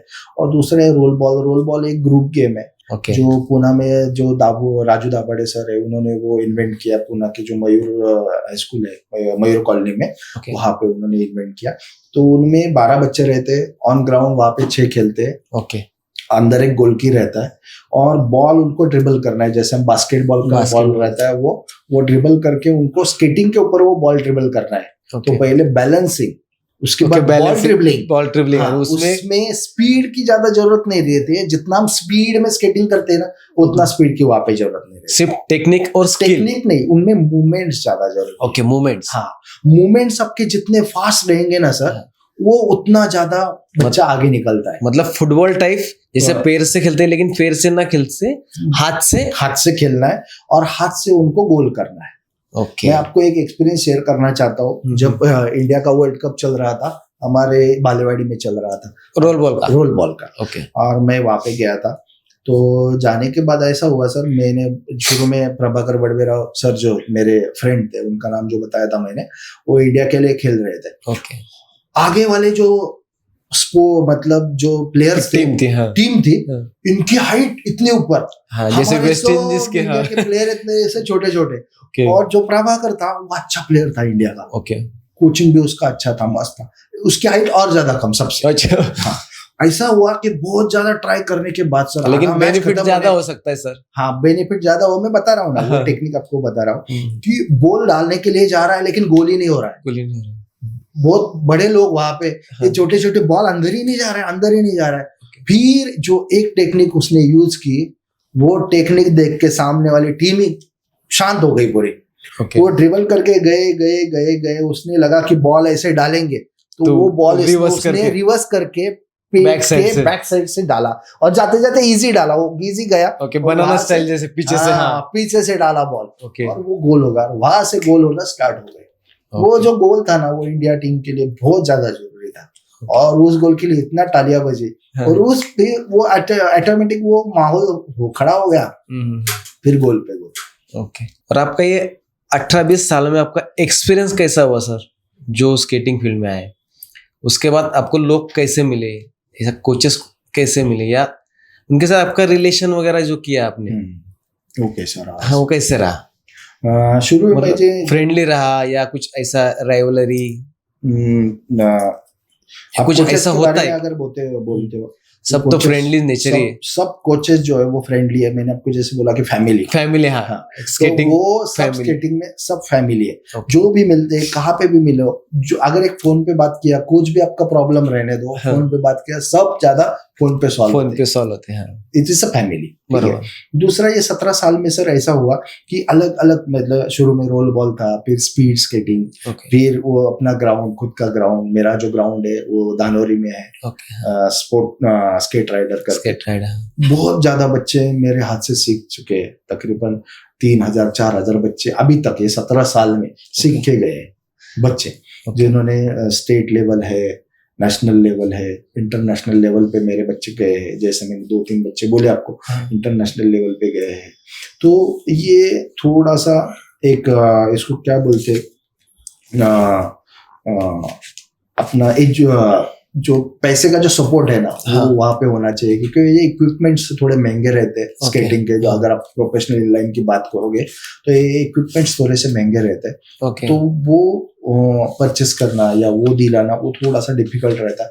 वो बात कोचेस को पता रहती है। तो कोचेस को वो अगर सजेस्ट करेंगे कोच की, ये इनलाइन को बहुत ज्यादा इंपॉर्टेंट है रिजल्ट वाइज। बच्चा अगर स्पीड कर रहा है, लेकिन कहीं पे तो थोड़ा कम हो रहा है, तो हम उसको एक स्पीड बेरिंग आता है, जैसे मैंने शुरू में आपको बोला। उस स्पीड बेरिंग में क्या होता है, थोड़ा स्पीड उसका गेन रहता है, उसका आरपीएम ज्यादा रहता है, रोटेशन पर मिनट।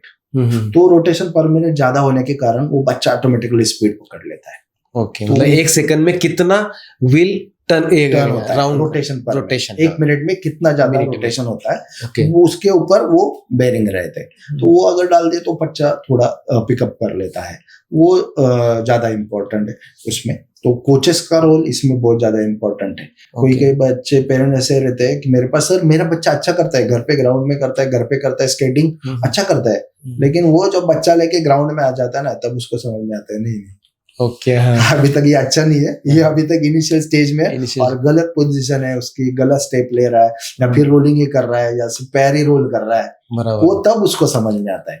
इसलिए कोचेस की जो भूमिका है यहाँ पे स्केटिंग में वो बहुत ज्यादा इम्पोर्टेंट है, क्योंकि आपका अगर गुरु ना मिले ना तो वो आगे जाके बच्चा वो उतना लेवल पे नहीं कर पाता। इसलिए कोचेस की है ज्यादा बहुत ज्यादा इम्पोर्टेंट है इसमें रोल, और पेरेंट का सपोर्ट ज्यादा इम्पोर्टेंट है। क्योंकि सर एक बात बताना चाहता हूँ, जितने भी पेरेंट्स है ना सर, वो आईटी सेक्टर के हैं या फिर उनको जो टाइम नहीं मिलता है, हाँ, या फिर तो उसको उनको सैटरडे संडे, हाँ। लेकिन कुछ पेरेंट्स ऐसे संडे में कंपटीशन रहेंगे तो सोचते नहीं लेके आते संडे भी लेके आते और पूरी फैमिली के साथ आते हैं। विरार में रहे कंपटीशन, बेलगांव में रहे या फिर कोल्हापुर में रहे, वो लेके आते।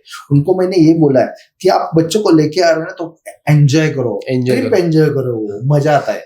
कंपटीशन कहाँ होती है सर, मतलब कौन से एरिया में?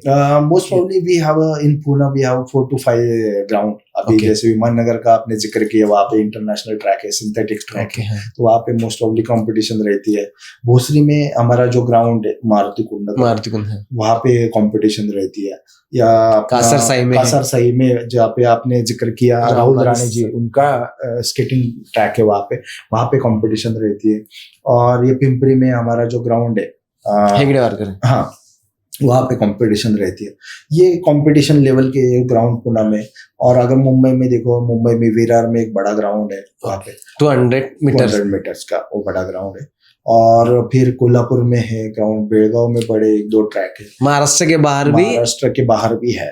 और महाराष्ट्र के बाहर बहुत ज्यादा स्केटिंग कॉम्पिटिटर्स जो है वो कॉम्पिट ज्यादा बहुत लेवल पे करते हैं एज कम्पेयर टू महाराष्ट्र में भी है। लेकिन उधर के कैसा रहता है कि बच्चे जो है उनमें जो पोटेंशियल है, स्ट्रॉन्गनेस है, ज्यादा पैम्पर नहीं किया हुआ है, माटी से खेले हुए। हाँ, मैं आपको एक बात बताना चाहता हूँ। रोल बॉल का अंडर 11 का कंपटीशन था, और वो कंपटीशन सर पांडिचेरी में था। पूरा महाराष्ट्र की टीम हम लेके गए थे पांडिचेरी में, और पांडिचेरी में उस टाइम साइक्लोन आया था। समंदर नजदीक, हमारा होटल बच्चों को लेके कैटरीना वगैरह आती रहती। मैं आपको बताऊं, लास्ट टाइम सर ऐसा हुआ था कि हमारा आखिरी मैच जो चल रहा था वहां पे पांडिचेरी में, तो बारिश होने लगा, लेकिन मैच खत्म करना है हमें।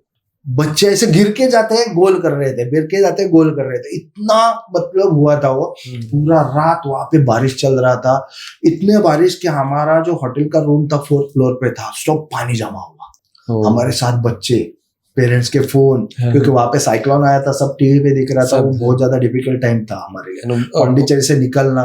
वहां पे फ्लाइट बंद होगी, और ट्रेन का जो टाइम था, वो ट्रेन से हमें बस लेके जाने वाली थी, वो बस वाला नहीं आया। जिसको कांटेक्ट कर रहा हो तो हिंदी में वो बात नहीं कर रहे थे।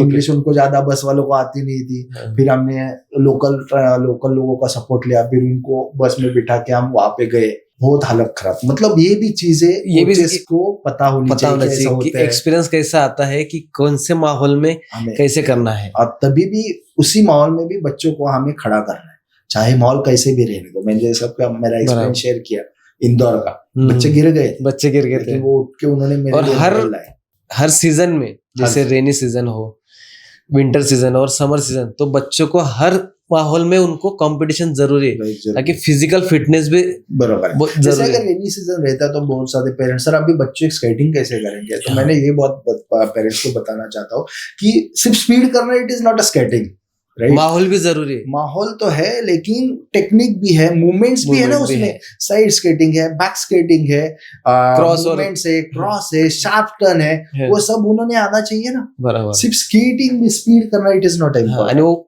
कंफर्टेबल माहौल में स्केटिंग नहीं होता है। हर एक माहौल में बच्चों को होना चाहिए, ताकि लाइफ में बच्चों समझो यही माहौल नहीं आएगा। जैसे हर एक उतार चढ़ाव आते रहते हैं इंडिया के लिए अभी जो गोल्ड मेडल लाया इंडिया के लिए, तो बारिश हुआ वहां बारिश, लेकिन हमारे सिर्फ प्लेयर को पता था कि बारिश में स्केटिंग कैसे करना है। वो अकेला नहीं गिर गया और उसने वो गोल्ड मेडल हमारा इंडिया के लिए लाया अभी स्केटिंग इन लाइन में। स्केटिंग में रिकॉर्ड भी होते हैं सर, रिकॉर्ड के बारे में बताओ। हाँ, रिकॉर्ड क्या होता है, कैसा होता है? रिकॉर्ड जैसे स्केटिंग में अभी 76 आवर्स स्केटिंग करना बच्चों का, ये एक रिकॉर्ड है।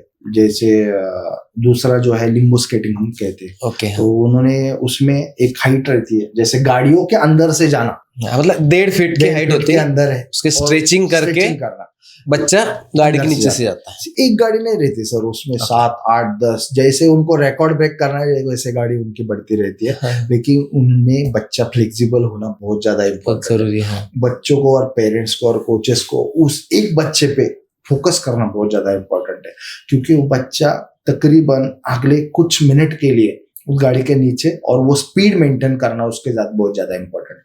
पैर फुल ज्यादा स्ट्रेच रहते हैं, आधे तो व्हील्स ऊपर रहते हैं, और उस पे बैलेंस करके अंदर से जाना विदाउट स्केट्स। शुरू में जो स्पीड पकड़ लिया वही एंड तक निकलना है। और स्केटिंग फील्ड में लेडीज भी करते सर, राइट, स्केटिंग और टीचिंग भी करते, मतलब पूरा फैमिली देख के, स्कूल देख के, और स्केटिंग क्लासेस भी लेते हैं। बराबर, तो वो भी मतलब उनको भी हैट्स ऑफ कि वो सब मैनेज करके फैमिली मैनेज करके, वो सब अंदर से चाहिए। हाँ, वो जो प्यार है, वो जो एहसास है कि नहीं स्केटिंग, वो एहसास है ना, वो हमें सब बच्चों को, सब पेरेंट्स को, जो न्यू कमर्स है, उनको एहसास जताना बहुत ज्यादा। गेम के प्रति वो प्रेम चाहिए, खुद के अंदर से आना चाहिए कि नहीं ये हमारा गेम है, इसको हम बढ़ाना चाहिए। अपने ये किया सर नेशनल ट्रांसलेशन मिशन, ये क्या था जब आप एक प्रोग्राम में right, when I was doing my MPhil in Pune university, at that time हमको ये national translation mission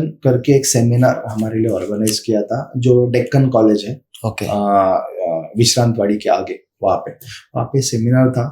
this related to translation, right, English to Marathi, Marathi to Hindi, books के ट्रांसलेशन थे, वो कैसे करने, क्या करने, उसके बारे में वहाँ पे हमें ये 3 दिन सेमिनार चला हमारा। तो वो उस लेवल पे चल रहा था कि कैसे हम ट्रांसलेट कर सकते, जैसे पुराने कुछ मंदिर है या पुराने कुछ मूर्तियां है, तो वो कितने पुराने हैं, कैसे है, वो खोज करना, ये उन्होंने ये भी हमें बताया था उन्होंने वहां पे। और ट्रांसलेशन कितना जरूरी है, बुक्स कैसे ट्रांसलेट करते हैं, उसमें उसके लिए हमारे पास मतलब लैंग्वेज का ट्रांसलेट, समझो कौन सी लैंग्वेज में है, राइट। ओके, तो वो लैंग्वेज का वो सेमिनार था हमारे 3 दिन का, वो था वहाँ पे। और quality of education, evolution and assessment of, right, ये आजकल के इसमें बहुत ज्यादा इम्पोर्टेंट है, क्योंकि एजुकेशनल में वो क्वालिटी चाहिए, वो आजकल के बच्चों में बहुत ज्यादा कम दिख रही है। तो वो एजुकेशनल में जो क्वालिटीज है उसके हिसाब से इवोल्यूशन, और इसमें इसके हिसाब से उसका असेसमेंट, वो बहुत ज्यादा होना जरूरी है। क्योंकि आजकल के बच्चे कैसे रहता है, इतना सिलेबस है, उतना खत्म करो, उतना स्टडी करो, उतना एग्जाम करो, बस हो गया, दूसरे दिन उसको पूछो नहीं आएगा। तो वो क्वालिटी एजुकेशन बहुत ज्यादा देना इम्पोर्टेंट है। जैसे अगर मैथ्स देख रहे हो, ठीक है, बच्चों का इस सेटिंग के थोड़ा सा अलग बात है, तो मैथ्स अगर देख रहे हो तो बच्चों को मैथ्स सिखाने से अच्छा है उसको मार्केट में लेके जाओ, उसको प्रैक्टिकल दो मैथ्स का, राइट ना, उसको प्रैक्टिकल दो मैथ्स का, तभी तो वो समझ में आएगा बच्चों को। और आजकल के बच्चों को ओपन प्लेटफॉर्म है मोबाइल का, तो बच्चे आजकल के मोबाइल अगर देख रहे हैं ना, तो उनको बताओ कि आपको देखना ही है ना मोबाइल, तो क्या देखना है। हमारे पृथ्वी जो है, हम के कितने परत है पृथ्वी के, क्या क्या साइंस में चल रहा है आजकल, खोज क्या चल रहा है, उसके भी वीडियो है ना, वो दिखाओ उनको। डिस्कवरी है, वो दिखाओ, डिस्कवरी में भी क्या क्या खोज है वो दिखाओ उनको, तभी तो समझ में आएगा ना उनको क्या क्या चल रहा है। तो वो क्वालिटीज बच्चों में डेवलप होना बहुत ज्यादा जरूरी है। अगर आप पेरेंट्स को भी ये सजेस्ट देना चाहता हूँ या सजेस्ट करना चाहता हूँ, अगर बच्चा आपका मोबाइल देख रहा है तो आप उसको पेरेंटिंग करो, वो मोबाइल में क्या देख रहा है, देख रहा है तो वो क्वालिटी है क्या उस लेवल की या उस वीडियो की, क्योंकि आजकल कौन से भी क्लिक पे कुछ भी खुलता है, और एड के हिसाब से बच्चा अलग ट्रैक में जा सकता है। और एक बार वो माइंडसेट उसका अलग हो गया तो हम कुछ नहीं कर सकते। वापस उस फोकस पे लाना डिफिकल्ट है सर, ट्रेन पे पटरी लाने के लिए बहुत ज्यादा डिफिकल्ट बहुत है। ज्यादा क्योंकि एक इंसिडेंस मेरे यहाँ पे हुआ था अभी recently, I was working in the post, so at that time my class teacher was telling me, sir this child was abusing a lot, oh he is making a different drawing. So I was called the parents and that time उसके पापा और उसके चाचा आए थे, तो मैंने उनको बोला कि क्या है आपके घर में कुछ झगड़ा वगैरह होता है क्या, ऐसा बोलते नहीं सर कुछ नहीं है। या फिर माहौल वैसा है, माहौल वैसा है क्या, हाँ बाजू बाजू कौन है, किनके साथ खेला, कुछ भी नहीं। तो मैं शॉक, ये बच्चा आता कहाँ से। तो मैंने फिर वापस 15 दिन गए, वापस कंप्लेंट आया, सर ये ऐसा ड्राइंग है sir. The lady teacher was there, the class teacher, and he was telling me, sir ये मैं आपको बता भी नहीं सकता, नहीं आपको दिखा सकते हो सर। ओके हाँ। तो I was so shock, again I called the parents and that time the mother parents was there. Okay, उसकी मम्मी आई थी, तो मम्मी को मैंने पूछा कि ये क्या करता है, मोबाइल वगैरह कुछ देखता है क्या? तो बोलता हाँ सर वो मोबाइल देखता है ज्यादा, ऐसा वैसा। तो मैंने उनको पूछा मोबाइल में क्या देखता है? नहीं सर वो क्या वो लेता है, हिस्ट्री चेक करते नहीं अपन, देखता रहता है पेरेंट्स। तो at that time I was asking the lady, can I see your mobile if you don't mind? He was not at all educated. Okay हाँ, उसको कुछ पता नहीं था, मोबाइल देखना फोन उठाना इतना ही उसको पता था। तो मैंने उसको जैसे हिस्ट्री चेक किया ना, तो I was shocked because the site was different and difficult site was there. So मैंने उनको बताया कि पेरेंट्स ये हमको बताना थोड़ा डिफिकल्ट लग रहा है, लेकिन आपका जो बच्चा है ना वो गलत साइड देख रहा है, ओके कुछ गलत ही देख रहा है जो उसको नहीं दिखना चाहिए इस उम्र में। तो ऐसा कुछ है क्या आपके इसके? तो उसको समझ में नहीं आया, ओके समझ में नहीं इसको नॉलेज ही नहीं हाँ, क्या उनको ये ही नहीं पता कि कौन साइड क्या है, वो ही नहीं पता है उनको, तो उनको क्या पता रहेगा। तो मैंने बोला कौन से इसमें टाइम में देते हो, क्योंकि मैं टेस्टे में देखा तो टाइम मुझे पता था, रात का टाइम नहीं शाम का टाइम था, ओके 6 to 8 के बीच में वो टाइम था। बहुत बार मैंने देखा वो हिस्ट्री जाके, तब मैंने उनको बोला कि ऐसे ऐसे आप उसको मोबाइल मत दो, ठीक है। और वो ही वाज जस्ट शॉक, पर मैंने टीचर को बताया, उनको जाके आप बाहर समझाओ कि मोबाइल मत दो, इसकी वजह से सब। तो हमारा बच्चा अगर वो कुछ बिहेव करता है तो उसका रूट कॉल फाउंड करना, मेन जड़ कौन सी, हाँ मेन जड़ उसका जड़ क्या है, कहाँ से आ रहा है, ये सोर्स कहाँ से आ रहा है, वो डिफाउंड करना ये टीचर का मोस्ट इम्पोर्टेंट थिंग है और मोस्ट इम्पोर्टेंट काम। हम बच्चों को डांटते रहते, ऐसा क्यों करता है, वो क्यों करता है, अरे डांटने से कुछ नहीं होगा, वो कहाँ से आ रहा है वो ढूंढो ना। जहाँ पे वो रूट कॉल है वही अगर आप निकालोगे तो आगे जाके वो होगा ही नहीं। बराबर। तो वो पेरेंट्स को समझ में आया, तो वो पेरेंट्स समझ गए सर। और बहुत से बच्चे सर जिद्दी होते हैं कि सुनते नहीं, बराबर। तो उनको हम ट्रीट कैसा कर सकते हैं? जिद्दी बच्चा तब होता है सर जब बच्चे का बचपन चलता रहता है, पेरेंट्स वो कुछ मांगता है, वो पेरेंट्स इमीडिएटली देते हैं, पेरेंट्स को कुछ मांगता है इमीडिएटली देते हैं। अगर जिस दिन ना मांगो ना, जिस दिन वो आप उसको ना बोलो ना, तो ना बोलने के बाद उसको नाम ही रखना है। हाँ, ये बहुत ज्यादा इंपॉर्टेंट है, ये सबसे ज्यादा क्रूशियल टाइम रहता है। मैं पेरेंट्स को बताना चाहता हूँ, अगर कुछ बच्चों को आप कुछ चीजों के लिए ना बोलते हो तो वो ना आपका हमेशा चाहिए। ऐसा नहीं है बच्चा रोने लगा तो दे दो, फिर बच्चों का क्या समझ में आता है, नहीं मैं रोने के बाद मुझे मिलता है तो फिर वो रोने के बाद भी आपने नहीं दिया ना, तो वो अंग झाड़ना स्टार्ट कर देगा, वो जमीन पे गिरेगा, हाथ पैर मांगेगा, कुछ भी करेगा। तब बच्चे क्या हो जाते हैं, जिद्दी बन जाते हैं। वो पेरेंट कॉल है, तो पेरेंट्स को ये समझना चाहिए कि किस हद तक हमें बच्चों को देना है कुछ चीज। कहीं पे बच्चों को ना भी बोलना सीख लो आप, क्योंकि आगे जाके ना आप बच्चों को पूरी लाइफ आपके साथ बच्चे नहीं रहेंगे या आप उनके साथ नहीं रहोगे। अब उनको खुद को उड़ना है। स्केटिंग में है, जब भी कंपटीशन में अपन जाते हैं, राइट, बराबर, जब बच्चा कंपटीशन में आता है तो बच्चों को खुद ही करना है, राइट। कोच क्या है कि टेक्निक बताएगा कैसे करना है, वो बताएगा। हाँ, लेकिन ग्राउंड में उसको खुद खड़ा रहना है। हाँ, लेस अगर निकलते हैं तो लेस खुद बांधना है, गिरने के बाद खुद उठना है और रेस पूरा कंप्लीट करना है। राइट। मतलब वो कंसंट्रेशन बहुत जरूरी है, राइट, बच्चों को। तो लाइफ में भी वैसा होता है, लाइफ में भी वैसा, क्योंकि बहुत से ऑब्स्टेकल आते हैं, डाउनफॉल आते हैं, अपसाइड। जैसे अभी पिछले लॉकडाउन आया था, तो लॉकडाउन में बहुत से ऐसे मतलब किसी के जॉब छूटे बराबर। तो बहुत से प्रॉब्लम आते हैं, तो बच्चों को कोचेस सिर्फ टेक्निक बता सकता है, नॉलेज दे सकता है, लेकिन लास्ट में बच्चों को ही करना है।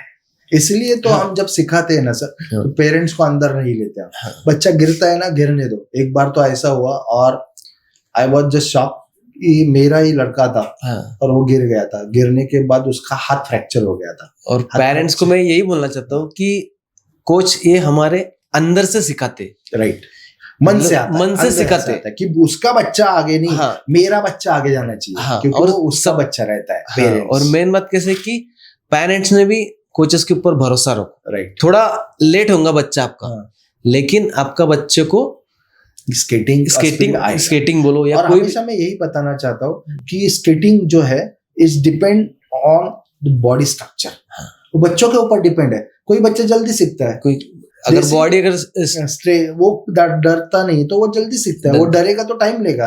और हेल्थ के हिसाब से भी होता है। समझो अगर पतला है तो जल्दी सीखेंगे, थोड़ा सा हेल्दी है तो वेट ज्यादा होता है, लेकिन स्केटिंग सीखता है। थोड़ा सा स्पीड में फर्क हो सकता है, बॉडी में ये हो सकता है।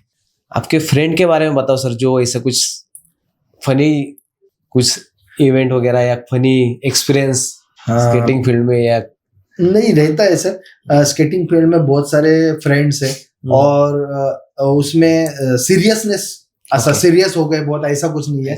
एंजॉयमेंट करते अच्छा। और स्केटिंग के अलावा भी उनकी खुद की लाइफ होते है। कोई तो कोई ब्लॉग बना रहा है, कोई तो घूम रहा है, कोई तो मतलब उनका ट्रैवलिंग किसी को ज्यादा पसंद है। जैसे नीलेश सर है, वो ट्रैवलिंग ज्यादा पसंद है। चंद्रकांत बासा सर है, इज अ कोऑर्डिनेटर नाउ, अभी सुपरवाइजर है। सावंत सर है। बहुत सारे मतलब जिनका स्केटिंग भी है और भी कुछ चलता है। मैं भी आप भी हो। पवन सर है, जैसे उनका खुद का ट्रॉफी का बिजनेस है, ट्रॉफी मेडल्स है या फिर बड़े बड़े जो इवेंट्स होते हैं वो भी आप ऑर्गेनाइज और वेरी वेल ऑर्गेनाइज। और आपके साथ जब बातें करते हो तो ऐसा नहीं रहता कि कुछ भी प्रॉब्लम हो तो आपको बताओ तो सॉल्व हो जाता है और हंस के सॉल्व हो जाता है। तो एक नेचर हो सकता है। नेचर जो है ना वो सबके साथ है और वो बहुत ज्यादा इम्पोर्टेंट है, क्योंकि अलग अलग नेचर रहेगा तो हम एक दूसरे के साथ एक फ्रेंड्स के तरीके से ये नहीं हो सकता। मतलब एक अटैचमेंट, एक बॉन्ड नहीं हो सकता। वो बॉन्ड ज्यादा बहुत ज्यादा इम्पोर्टेंट है, तभी ये फैमिली बनेगी। आपके क्लब के बारे में बताओ सर। अभी स्केट राइडर कहाँ है, कैसा है, कहाँ से स्टार्ट किया है, कैसा? मेरा जो क्लब है स्केट राइडर, शुरू में जैसे मैंने बताया कि कोथरूड में मैंने 18 साल पहले स्केटिंग सीखा। मैंने पहले खुद सीखा। उसके बाद एक गुरुकुल स्कूल है पुणे यूनिवर्सिटी रोड में, वहाँ पे एक को करिकुलर एक्टिविटी के लिए वहाँ पे मैं जाता था दोपहर के बाद। तो फिर जैसे मेरा जो फ्रेंड मैंने जिसको बताया था उसकी शादी हो गई, 1 महीना उसको ब्रेक चाहिए था। तो पूरा क्लब मैंने उसका हैंडल किया। जैसे वो शादी से आया तो ऐसा हुआ कि उसका एक्सीडेंट हो गया सर। एक्सीडेंट होने के बाद वो वापस 3 महीना गायब। तो पूरा क्लब मैंने वो 3 महीना मैंने संभाला, मैंने सीखा और वहां पे संभाला मैंने वो क्लब। रोल बॉल क्लब था। और उसके बाद सडनली मैं जब ये धानोरी एरिया में जब शिफ्ट हुआ तो धानोरी एरिया में मैंने देखा कि वहाँ पे स्केटिंग नहीं है। तो पेरेंट्स के बात करके मैंने एक जगह पे स्केटिंग। एड्रेस भी बता दो ताकि जो नए पेरेंट्स है वो आपके स्केटिंग क्लास पे आ सके और ज्वाइन कर सके। राइट। धानोरी में तब मैंने स्केटिंग क्लास चालू किया। पहले एक कार्यालय में लेता था, फिर धीरे धीरे मुझे सोसाइटी में बोलने लगे, सर आप हमारे सोसाइटी में आ जाओ, हमारे पास ग्राउंड है। लेकिन ग्राउंड छोटा था। मैंने वहां पे स्टार्ट किया। बच्चे धीरे धीरे अट्रैक्ट होने लगे स्केटिंग के लिए। और अभी एक बड़ा ग्राउंड है DN परांडे करके, जो धानोरी में है। बड़ा ग्राउंड है, कवर्ड है। और उसमें ये 2-4 एक्टिविटी चलती है। वहाँ पे मेरा स्केटिंग क्लब चल रहा है। तकरीबन ये 12 साल से धानोरी में मेरा स्केटिंग क्लब चल रहा है। इसलिए धानोरी एरिया में कहीं पे भी अगर स्केटिंग के लिए अगर किसी के पास इंक्वायरी आती है तो पहला कॉल मेरे लिए आता है। मिलिंदा खादी सर को आता है, मेरे लिए पहला कॉल आता है। तो अभी सब सोसाइटी के जो सब ग्राउंड थे मेरे छोटे छोटे, वो अभी सब बंद और ग्राउंड पे ही मेरी प्रैक्टिस चल रही है। बच्चे अच्छे खासे और अलग अलग लेवल पे बच्चे गए हैं। वो जो पोटेंशियल है वो बच्चों में देखता हूँ, पेरेंट्स को बताता हूँ। 2-3 बच्चे जो स्पेशल केस है, they are also very much happy कि उनके बच्चे स्केटिंग कर रहे हैं। वो समझ रहे, उनके बेंडिंग पोजीशन समझ रहे, जो कुछ भी नहीं समझ पाते थे वो समझ रहे। उनको जब मेडल लाते हैं तो बच्चे बोलते सर मेरा बच्चा ऐसा है सर, हम उसके लिए कुछ नहीं कर सकते, लेकिन आप करोगे ना तो बच्चा मेरा स्केटिंग में आगे जाएगा। ओके, वो जो उनके वर्डिंग है ना, उन वर्डिंग के लिए मैं काम करता हूँ सर कभी कि नहीं, ये बच्चा अगर कुछ करता है ना तो पेरेंट्स हैप्पी होते हैं, क्योंकि उस बच्चों को आगे लेके जाना या उनके साथ 1 घंटे आप बिता के देखो सर, इट्स बहुत टिपिकल टास्क है, लेकिन वो पेरेंटिंग रहता है, वो इमोशंस रहते हैं, वो प्यार रहता है, बच्चा कुछ भी करो वो प्यार के साथ ही उनको बात करनी। तभी जैसे मैंने स्केटिंग स्टार्ट किया था तो स्टार्टिंग में स्केटिंग का कंपटीशन देखता था, फिर इंटरेस्ट जगने के बाद मतलब करना क्या है अभी, फिर सीखा, फिर अभी ग्राउंड नहीं, फिर हर एक सोसाइटी में जाता था मैं। राइट। फिर सोसाइटी से जो चेयरमैन सेक्रेटरी उनसे मिलता कि स्केटिंग क्लास चालू करना है तो मैं सिखा सकता हूँ। फिर पहले 2 बच्चे आए, फिर 4 बच्चे आए, फिर ऐसे बच्चे होते मतलब जो नए कोचेस है उनको भी एक सलाह है कि एक स्टार्टिंग में आप डायरेक्ट रिंग के पीछे मत जाओ। राइट। स्टार्टिंग में एक सोसाइटी लो या स्कूल में जाओ, स्कूल को अप्रोच करो। राइट। बाद में धीरे धीरे ये आप कर सकते हो स्केटिंग फील्ड में। राइट। और ये कैसे है कि हमें 1-2 घंटे ही देने रहते हैं इवनिंग के, तो फिर वो 1-2 घंटे हमारा भी फिटनेस हो जाता है। हम भी अगर स्केटिंग करते हैं, वार्म अप करते हैं, हमारा फिटनेस कंटिन्यू रहता है, बच्चों के साथ करते हैं, पेरेंट्स को मिलते हैं, वो हैप्पीनेस है, वो हैप्पी मोमेंट्स हम एंजॉय करते हैं हर इवनिंग में। अभी ARSC पॉडकास्ट में आपने जो आए हमें बहुत अच्छा लगा। नेक्स्ट पॉडकास्ट में आप किसको देखना चाहोगे सर अपने स्केटिंग फील्ड में?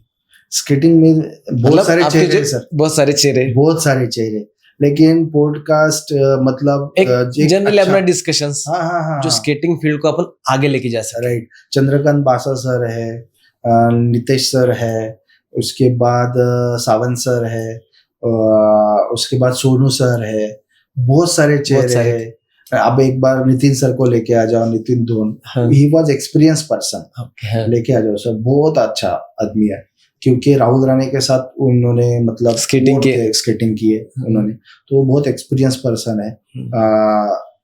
और बहुत सारे है जो नाम अभी जो सामने आए, जो चेहरे सामने वो मैंने आपको बताया, और you are the one of them, तो आप भी हो, मैं भी हूँ, आप खुद ये होस्ट कर रहे हो, तो आप मेन बात हमें सबको एक साथ लाना है। राइट। ऐसे नहीं कि सबको एक साथ लाना है, सबको एक स्केटिंग फैमिली बनाना है।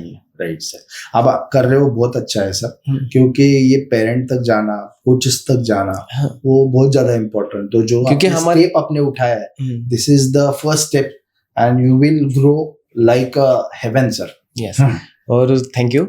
और दूसरी बात है कि हमारे स्केटिंग कोच क्या क्या कर सकते हैं ये हमें बताना है सर, हमें पेरेंट्स को। राइट। ठीक है, मतलब जो भी है पेरेंट्स है कि स्केटिंग कोच ये इंसान कैसे है और स्केटिंग गेम में क्या क्या होता है। आज के हमारे जो स्पॉन्सर है ये अपने पॉडकास्ट के ARSC पॉडकास्ट शो के लोहार ट्रॉफी पैलेस, वो स्पॉन्सर, हाँ, लोहार स्पोर्ट्स, यस, ये हमारे हैं, और वैष्णवी क्रीड़ा संघ, हाँ। पवन सर जो जाने जाते हैं तो वैष्णवी क्रीड़ा संघ से जाने जाते हैं, हाँ।